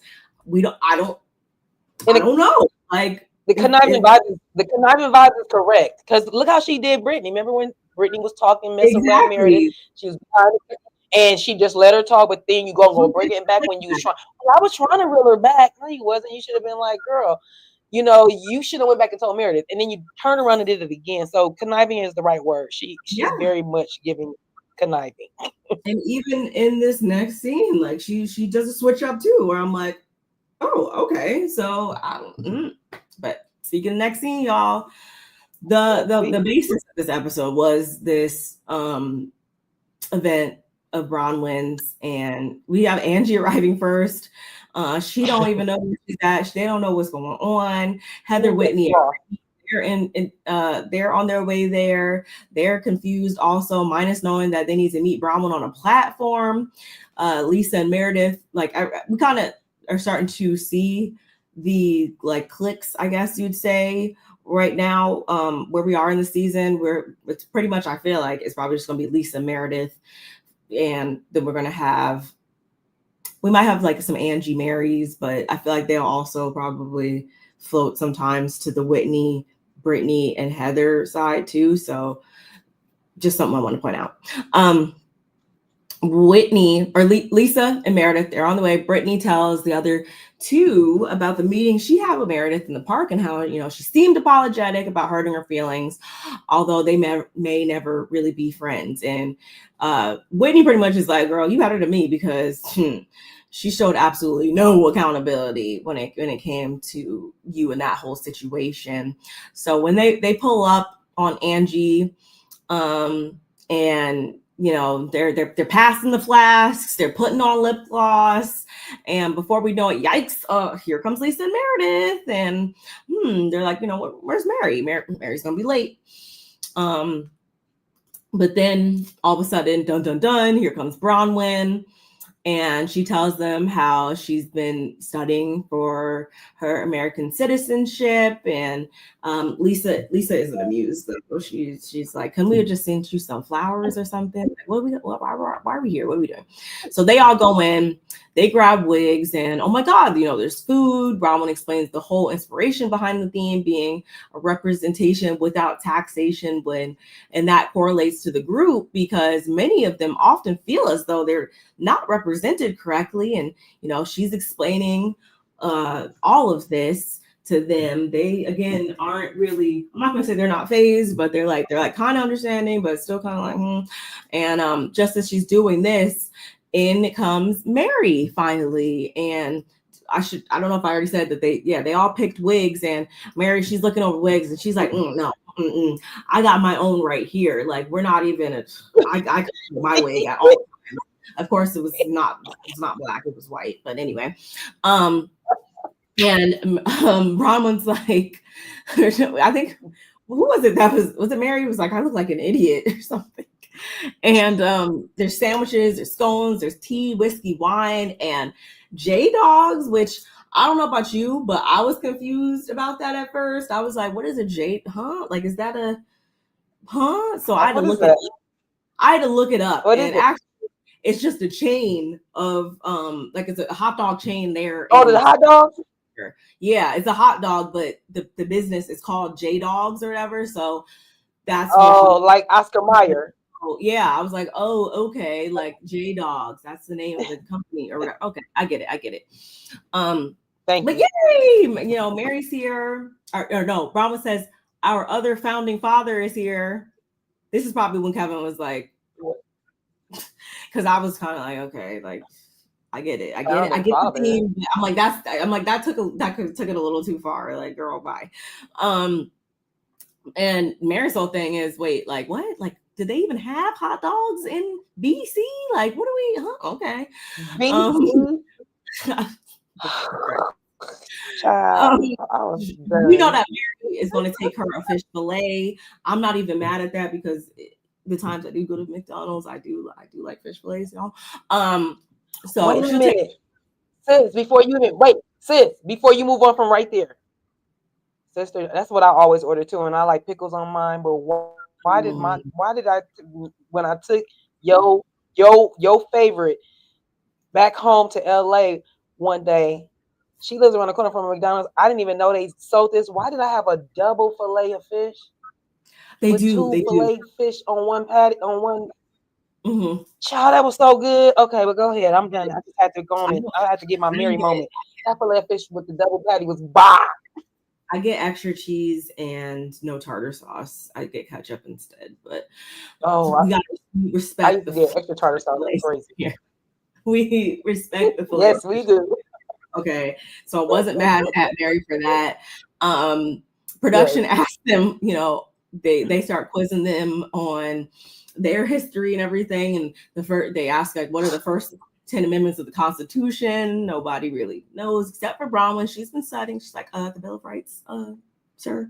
And they ask about the U.S. senators and everything. And this is flying over pretty much everybody's head, including Meredith, who's like, oh, I should know this. Like, but Brittany, she's even like, I had a 4.2 in high school. Like, I was the valedictorian. Like, girl. I'm not gonna say she was lying. Like, she actually might be telling the truth, because that doesn't mean she has any street. She might have a couple book smarts, but she damn sure don't have no street smarts or romantic smarts. So maybe maybe it was a lie. I don't know, but nonetheless, the task here is going to be, they'll all be writing on these like fake oversized like tea boxes or whatever, Boston Tea Party. Okay. And they're gonna be writing the name of the person that they have spilled tea on, and I guess, then they're gonna toss it over, which is supposed to reenact them, like, I guess, putting the tea beef to bed, I guess. And so Heather's like, girl, do you not remember what happened in Port Royal? Like, hello, like, are we really trying to do this again? But whatever. And Lisa's like, Heather, like, why do you look so stressed? I laughed at that. And so Angie, she has to let them all know that when Lisa claimed to have bought a horse, she did in fact check that and, ask other people. She wanted to believe her. And we do see flashbacks of just that. Lisa says that she does have a horse.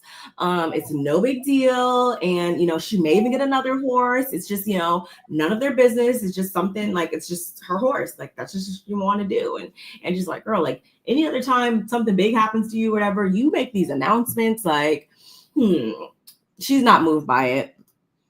She calls BS. It's just not in Lisa's nature. Britani, she kind of she wants to know who spilled the tea on her flirting with was it J.O. Because when she got Joao, I can't even say it. Yeah. Sorry, whatever. We know who's talking about. My eyelash is stabbing me. Oh, I knew you were doing something with your eyelash. I said my sister went off. That I was doing something. It's scratching me. I think we're good. now. Okay, I think so. Let me be clear. I would have failed all the tests. History is not my thing. Like I like history now that been out of school, but I didn't like history when I was in school. So everything they were talking about, I was like, ooh. But when they were saying, I was like, oh yeah. I've always liked history, but I don't know. Lately, like whenever people ask me, we were playing this like Harry Potter game the other night, and as much as I know about Harry Potter, for some odd reason, like my brain's just been like missing things lately that I know. So I feel like if they would have asked me, for some odd reason, my mind probably would have just blanked. But you got 30-year-old brain. A 30-year-old brain. I was surprised though that especially the Bill of Rights one. I was like, okay, I kind of assumed someone would know that, but whatever.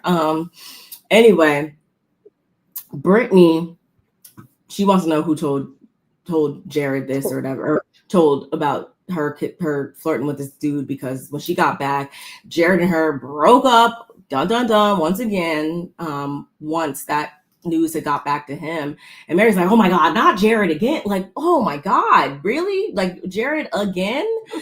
And it was actually Whitney that admitted that she was telling Justin, and we get this flashback of, one, I think Whitney was drunk, and two, like, regardless, she wasn't telling him in like a shady way or nothing like that. We don't know what Justin may have then took to Jared verbatim, but we did see her telling him that what occurred with Britani and this dude apparently. So nonetheless, Britani receives that, and so Bronwyn's like, can we just toss over this whole Jared box. Like, can we just be over it? And I think a lot of us viewers were also very eager for her to toss it on over as well. Y'all, Heather goes next. And she says, you know, with full disclosure, Big B, I have to be honest on what I've been spilling tea on is something Bronwyn's probably keen to because, you know, she's fascinated by it, which is this rumor about Todd making out and farting. Like, do you not think it's absurd? Y'all, when the camera panned over to Bronwyn, Bronwyn's face was like, bitch, I know you didn't. I know the fuck you didn't. She's like, throw the fucking box over. Her neck wasn't bobbling this time. It wasn't. You know, Bronwyn is good for that. Dirty, low down. I hollered when we panned over there. It's clear that she did not find it funny at all. And Heather's like, okay, like, you know, and she just throws it over. She vows to leave him alone. She also apologizes, which Mary was like, you know, go Heather, like that's great. And I was like, too soon. Okay. A lot of very funny commentary, y'all. Up until the moment where Bronwyn then goes and she dedicates her tea spill to the lunch she had with Whitney, where they spoke, and you know, she then went to warn Meredith about something that went on too far in her opinion. In an effort to be a good friend, she just wants to apologize for that.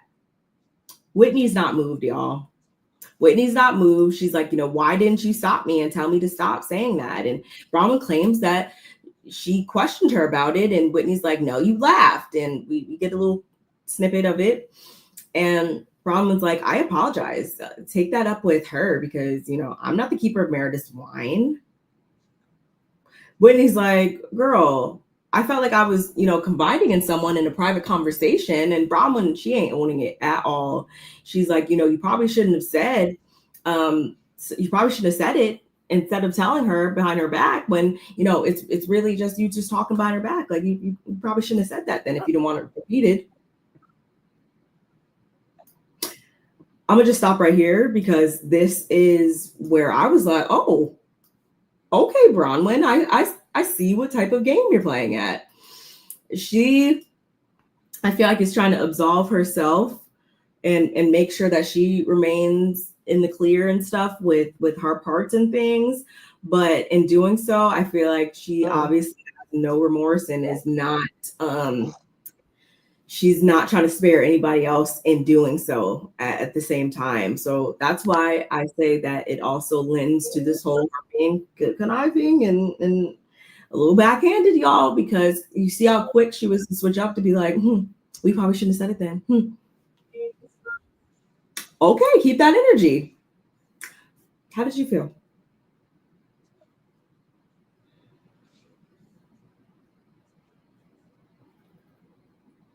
Hello, you there? Are you frozen again?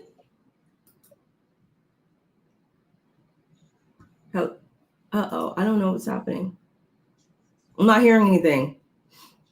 But this is, can you hear me? Definitely. That kind of shocked me. I was like, wait a minute. I think Whitney is not scared to say anything. You can't hear me again?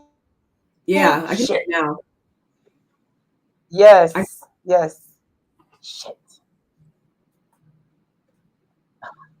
Yeah, it is. I can hear you now. I knew it.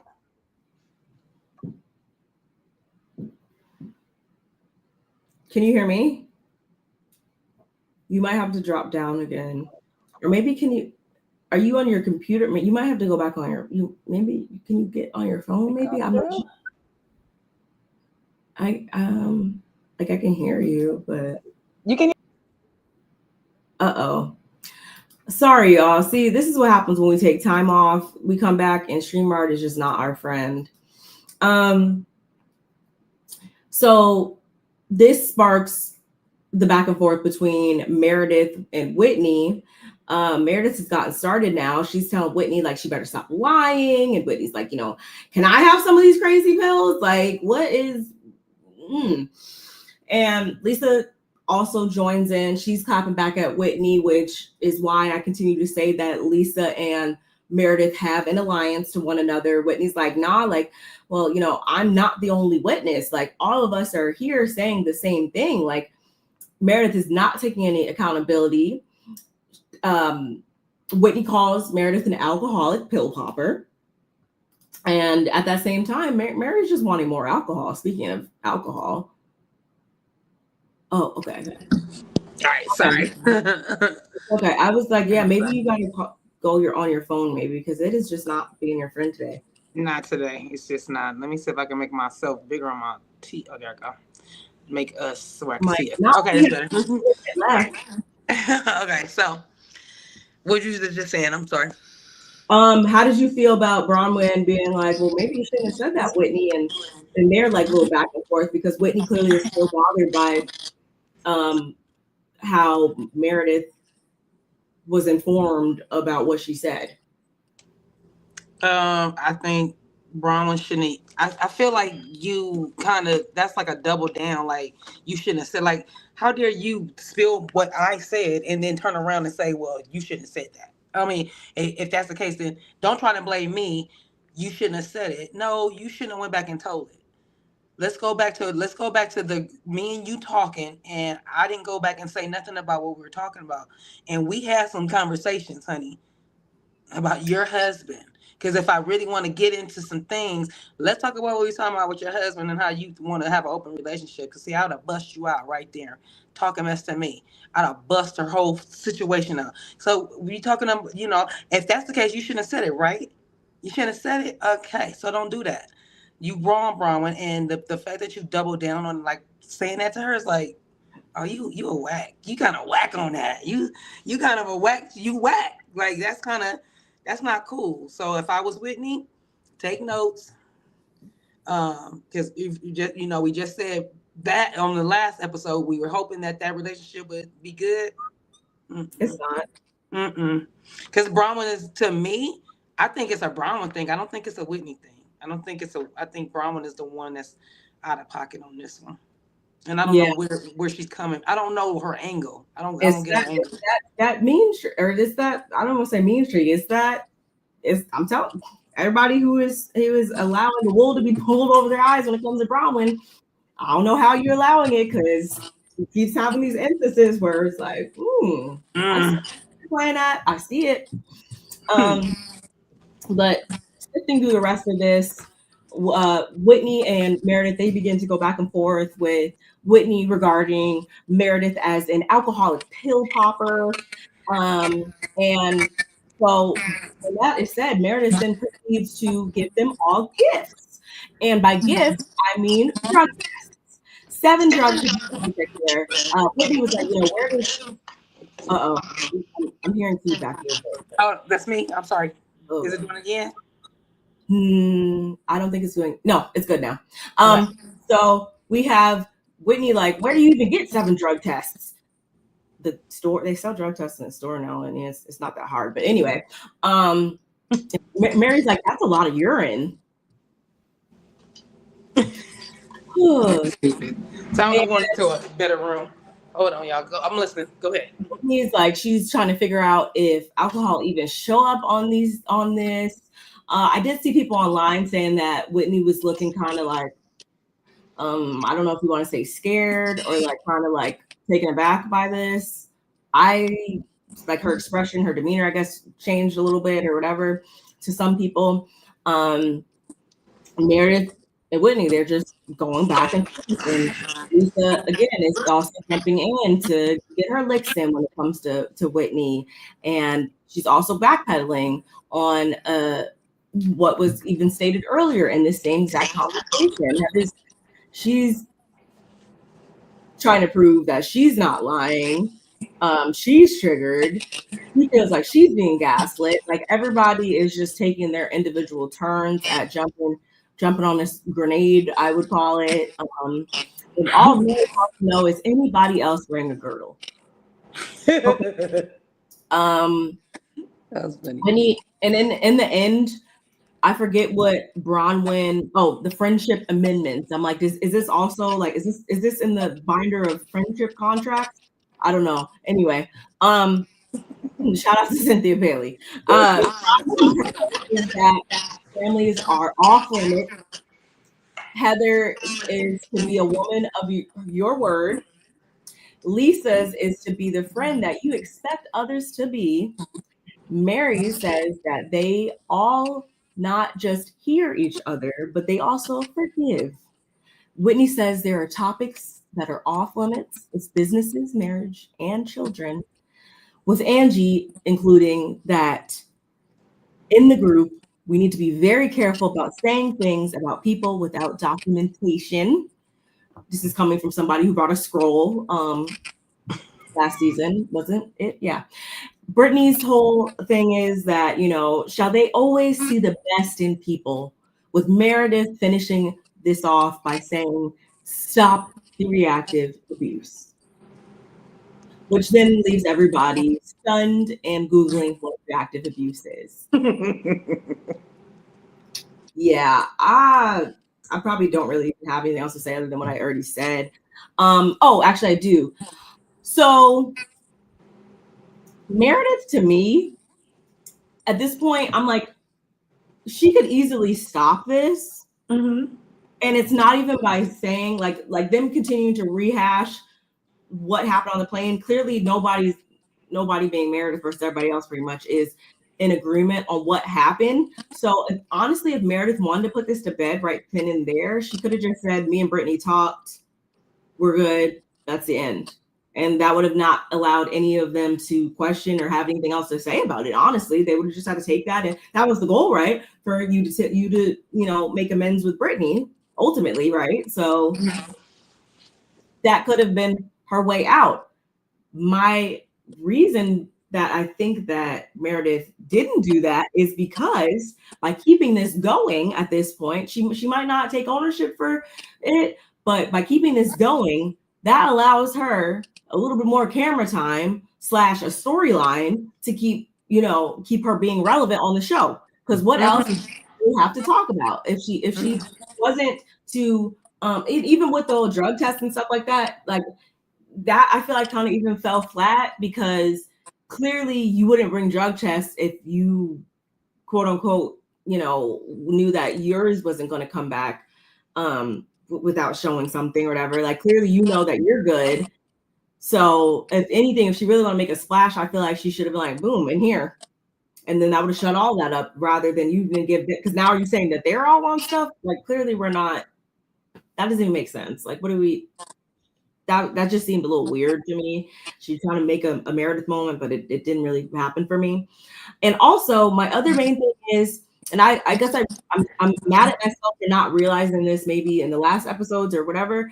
I think it's really tone deaf of Whitney to say to Meredith to bring up these allegations against Meredith and stuff like that because or implications, I should say, because did we forget what Mary's really going through over here for real with her son? And you continuing to draw this parallel between what Meredith's got potentially going on behind the scenes and your dad without any true evidence, like that's a big ass allegation to throw on somebody. And I can understand Meredith being like, it's one thing about just going off on the plane, but now you're saying it was fueled by something possibly like that's not. Whitney is good for doing that. I feel like sometimes, and it's just like when you do that, like you can't just that's crossing the line. I feel like to throw that type of allegation out there. Yeah, even though I do it, but I'm just a little blogger. I'm just a little blogger, a little content creator. I'm a nobody. I'm not her friend. I'm not. She doesn't know me, but she does. Like I've been saying, give me a person that's been drinking and might be on prescription drug. I mean, having a prescription of some sort. Not that she is abusing her drugs. She's taking drugs, popping pills, and drinking. I just feel like she might have a prescription for something. She shouldn't be drinking, and she is, and it makes her whatever she's doing, even if it's just the alcohol or maybe it's the gummy, like she said, she has an occasional gummy. That's fine, but something is making you more slurry and talk slower than you usually talk. And so with that, it sounds kind of impairing, if you will, because people don't talk like that. It don't take you that long to spit out what I just said. It don't take that long. So I'm not saying Whitney is wrong. I shouldn't say that. Whitney is wrong. I think she went about it the wrong way. The three things that she said, it's either you got hatred. I was like, hatred, but you know what? She didn't say nothing. She didn't say nothing. She said, or either you're doing drugs or whatever, or no, she said drinking and doing drugs or whatever the second thing was. She quickly said, oh, so now I'm doing that, or no, I'm not doing that. And then the last thing she said, she disagreed with it. So I was like, or she just was like kind of looking at her. So I was like, well, then you do have some kind of hatred, because you didn't say I don't have hatred. I don't hate anybody. You do got some. So that was a telltale sign that yes, she has some kind of loathing for a couple of y'all, for real. I don't know. I mean, she's on the show, she's making her money, but at the same time, she don't see it for y'all. She don't. Her and neither Lisa don't either. But Lisa's just trying to contain it because she's already under scrutiny. So Lisa's really trying to play her little role. But girl, you and Meredith are two peas in a pod. Y'all not about to confuse me and gaslight me. Like, and I'm really getting really, really, really, really, really annoyed with Meredith calling everybody else a liar or trying to tell everybody else that what we saw or how she was acting and what it wasn't that. What? Just say, you know what, I don't recall. The fact that Mary keeps telling you that I'm not trying to attack you, I love you, is concerning that you don't remember. It's concerning to me. And all you can keep saying, well, you guys are all wrong. You even sat there and said that Lisa lied when she tried to tell you that Heather, you did make give Heather an ultimatum. It's either Brittany or you. You did give her that ultimatum. If you on her side, then me and you can't be cool. That's giving her an ultimatum. You don't remember? You probably don't. And that's what we're trying to tell you. You spew things so fast out your mouth, and then you're so quick to be like, no, I didn't say that. No, we were all there. We all were there. You can't say. I really can't wait to see the reunion. I really want to see if Meredith is gonna, come clean and she's gonna take accountability, because if she doesn't, I'm done with her. And that's real.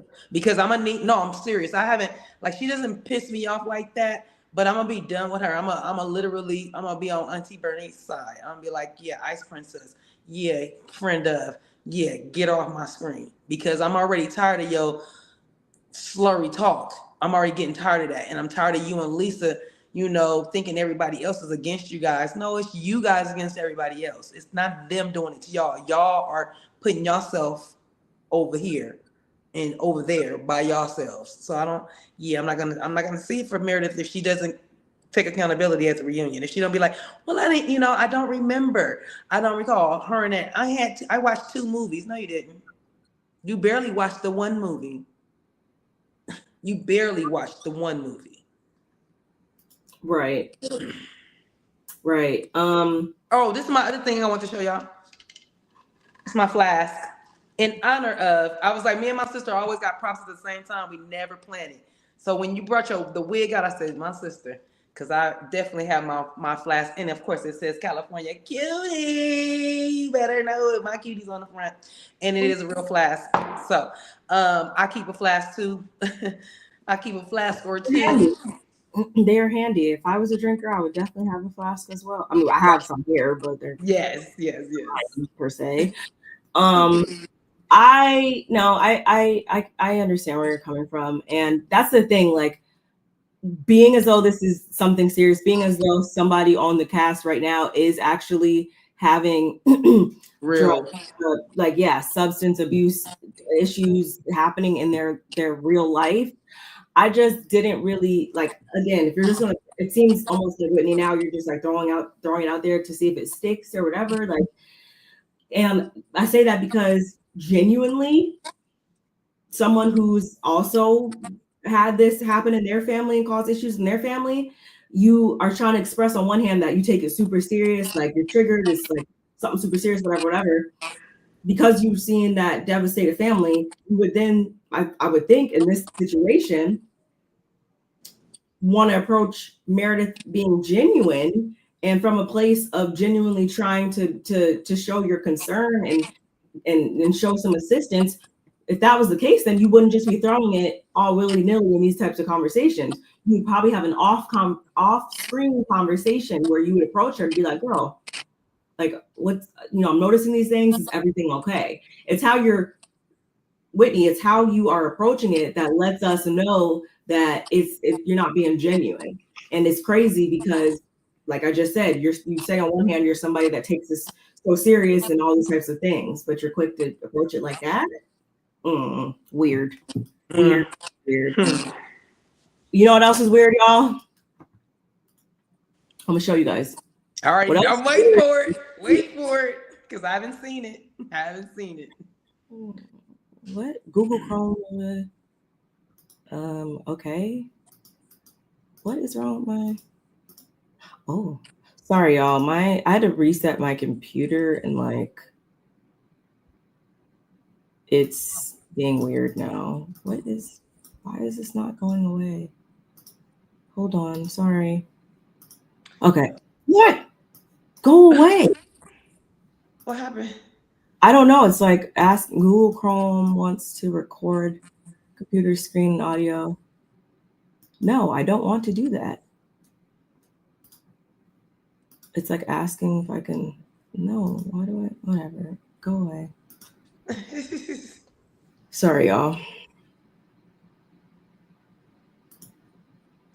Okay, I think I solved it. Yes. So what else is kind of weird, in my opinion, is this seating chart. Let me take these comments off real quick. Let me see. So as you can see, we have Andy, we have Bronwyn and Lisa in the first chair. Okay. Followed by Meredith, Heather, Mary, Angie, Whitney, Britani. For the life of me, I can't quite understand why the fuck Meredith is in the second seat. Honestly, I don't even think I would put Lisa in the first seat now that I think. I don't know why Lisa was in the front seat. I was like, what did she do?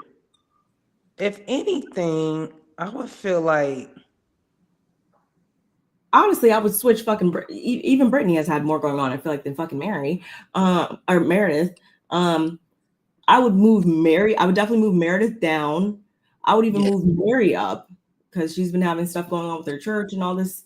Still going through things with Robert and Whitney. I feel like Angie should be at the end of one of these ends. She shouldn't be in the third seat. Angie at the end. You can move. You can honestly. Meredith at the end. Meredith and Angie should both be at the end, and then it could be then Mary. Mary should be where she at, but definitely Angie and Meredith are in the wrong spots. Heather. Lisa shouldn't be there, but because what did Lisa do? I'm like, what have Lisa's done other than talk right now? The main stuff is circulating. Is one side of that has Meredith on the end more than it has Lisa. Lisa.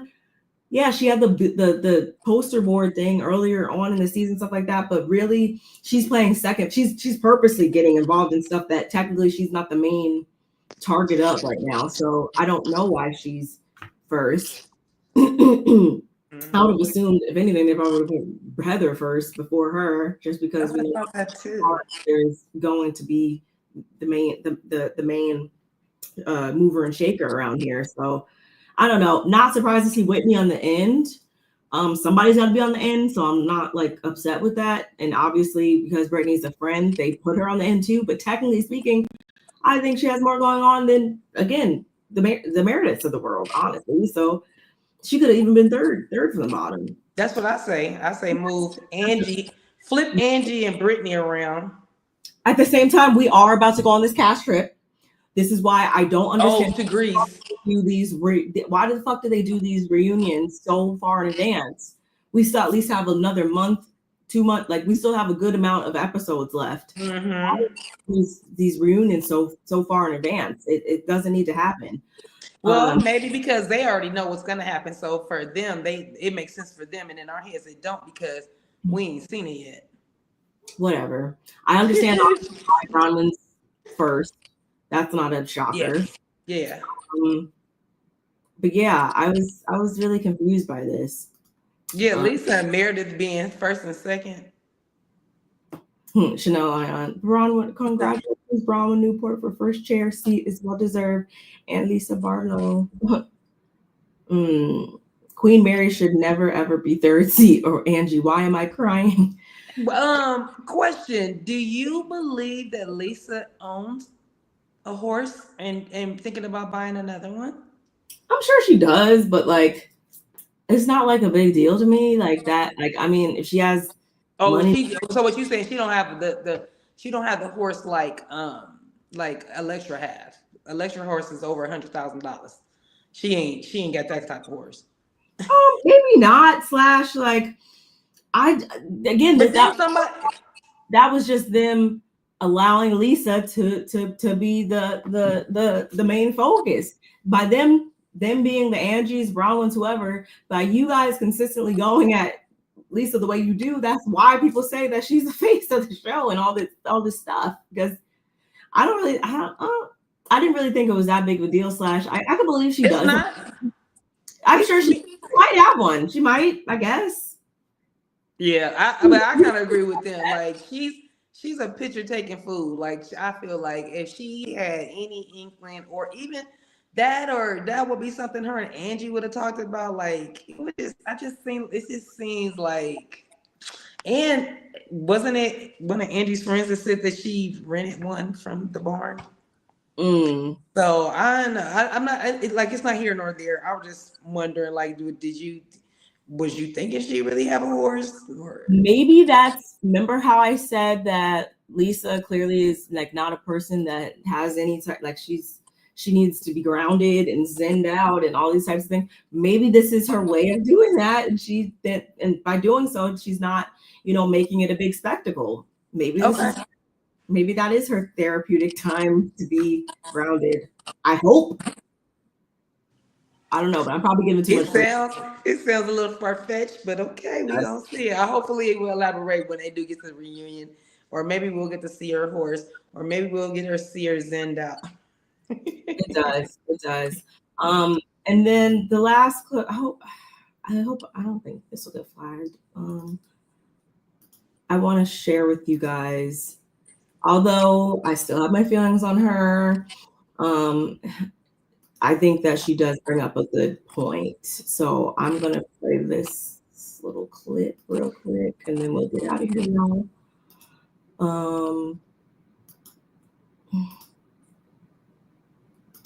On what possibly could be happening with this whole footage. Oh, wait. Say they always give us a bombshell finale. Yes. Right? And that the only bombshell for us would be footage of what happened on that plane and us seeing Meredith be this maniacal mess that they proclaimed she was. Either that or the reunion, but I think the reunion is too far to wait. I think, but you know what's so funny? They would have to explain, like, what, why wasn't this brought up sooner? Why did we spend 3-4 weeks addressing something that was she say, she say? But now we have footage. Where did we get it from? So that's going to be the interesting thing in terms of if the finale is exposing the footage of what happened. Why did we have to wait so long to see something that y'all talked about for a month? Okay, I'm going to combat that. Go ahead. With season 4 finale. Oh, yeah. Because it's this whole, why did we wait so long? Why was she pretending to be friends? Why did Heather bring it out now? And we got her making this bullshit phone call. Is it true? Oh my God. So I think it's going to be very easy for them to be like, it could even be Heather again, since they make her kind of the, I wouldn't want to say leader, but they do kind of make her the leader of Yeah, she's like the force multiplier when it comes to like supplying the bomb. You're right. And she could say, hear me out. Shit, maybe I should be in production, bitch. Hear me out. She could say, I've had the footage of Meredith all along. And the reason why I wasn't comfortable showing it sooner was because she is my friend. Because we know she loves to rely on the whole we're friends thing. And I was hoping, giving her chance after chance, opportunity after opportunity to just own it. Just own it. And she never did. And so now I have to prove with my receipts and timeline and screenshots and da-da. But tell me, is that not like, I could see it, Carlos. You're good at this. I could see it. I'm telling you. I can see it now. Yes. So vividly. Bitch. I can see it. Reality with the King is streaming on all. Well, It makes sense though. I like I said, I may not like her on the show or want her on the show, but Mama definitely had a point there. I could definitely, even if it doesn't happen, like it makes so much sense. I could see that being something that happened. Like, could you imagine? Oh my God. That is realistic. Yeah, it's very realistic. It's almost, you can just see it happening for sure. Mm-hmm. Have to see. I don't know what to expect on this show. If this as big of an issue as they're making this be, like they're not being any receipts, proof, timeline, screenshot. For there not to be any of that it has been kind Unheard of. Interesting to me. So yeah. But this circle its way back by reunion time, y'all. I don't know. We're gonna have to see. Y'all let me know your thoughts on that, on everything, on the reunion seating, on our commentary, on the episodes, all the above. We want to hear everything. I think it's safe to say that Salt Lake City is still giving to the ones that say it's been a little dry. I think it's still giving. We're about to go on the cast trip, the official cast trip. Yes. I have something better happen. I'm sure something's going to happen. And as always, we'll be down here to discuss it with you all. Don't forget to like, comment, subscribe, share, do all the things. That's all I have. What say you? I say you guys have a great rest of y'all day, great rest of y'all evening, whatever time you guys are watching us, catching us on the playback. Shout out to the playback gang.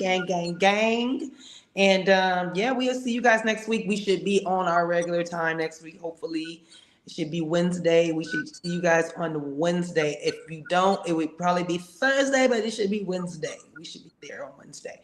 Okay, so y'all, thank y'all for rocking with us. We appreciate y'all. Sorry for the delay, but we are back. Okay, we are here for the other half of the season. Okay, we will be right here and catch us on all our social platforms. Catch my sis. She just put out her Potomac. She put out her Married to Medicine, and I'm putting my Married to Medicine out probably later on today. So you guys check for that, and we catch you guys on the next one. We had a great time with y'all. Thanks for rocking with us. Of course. Bye, y'all.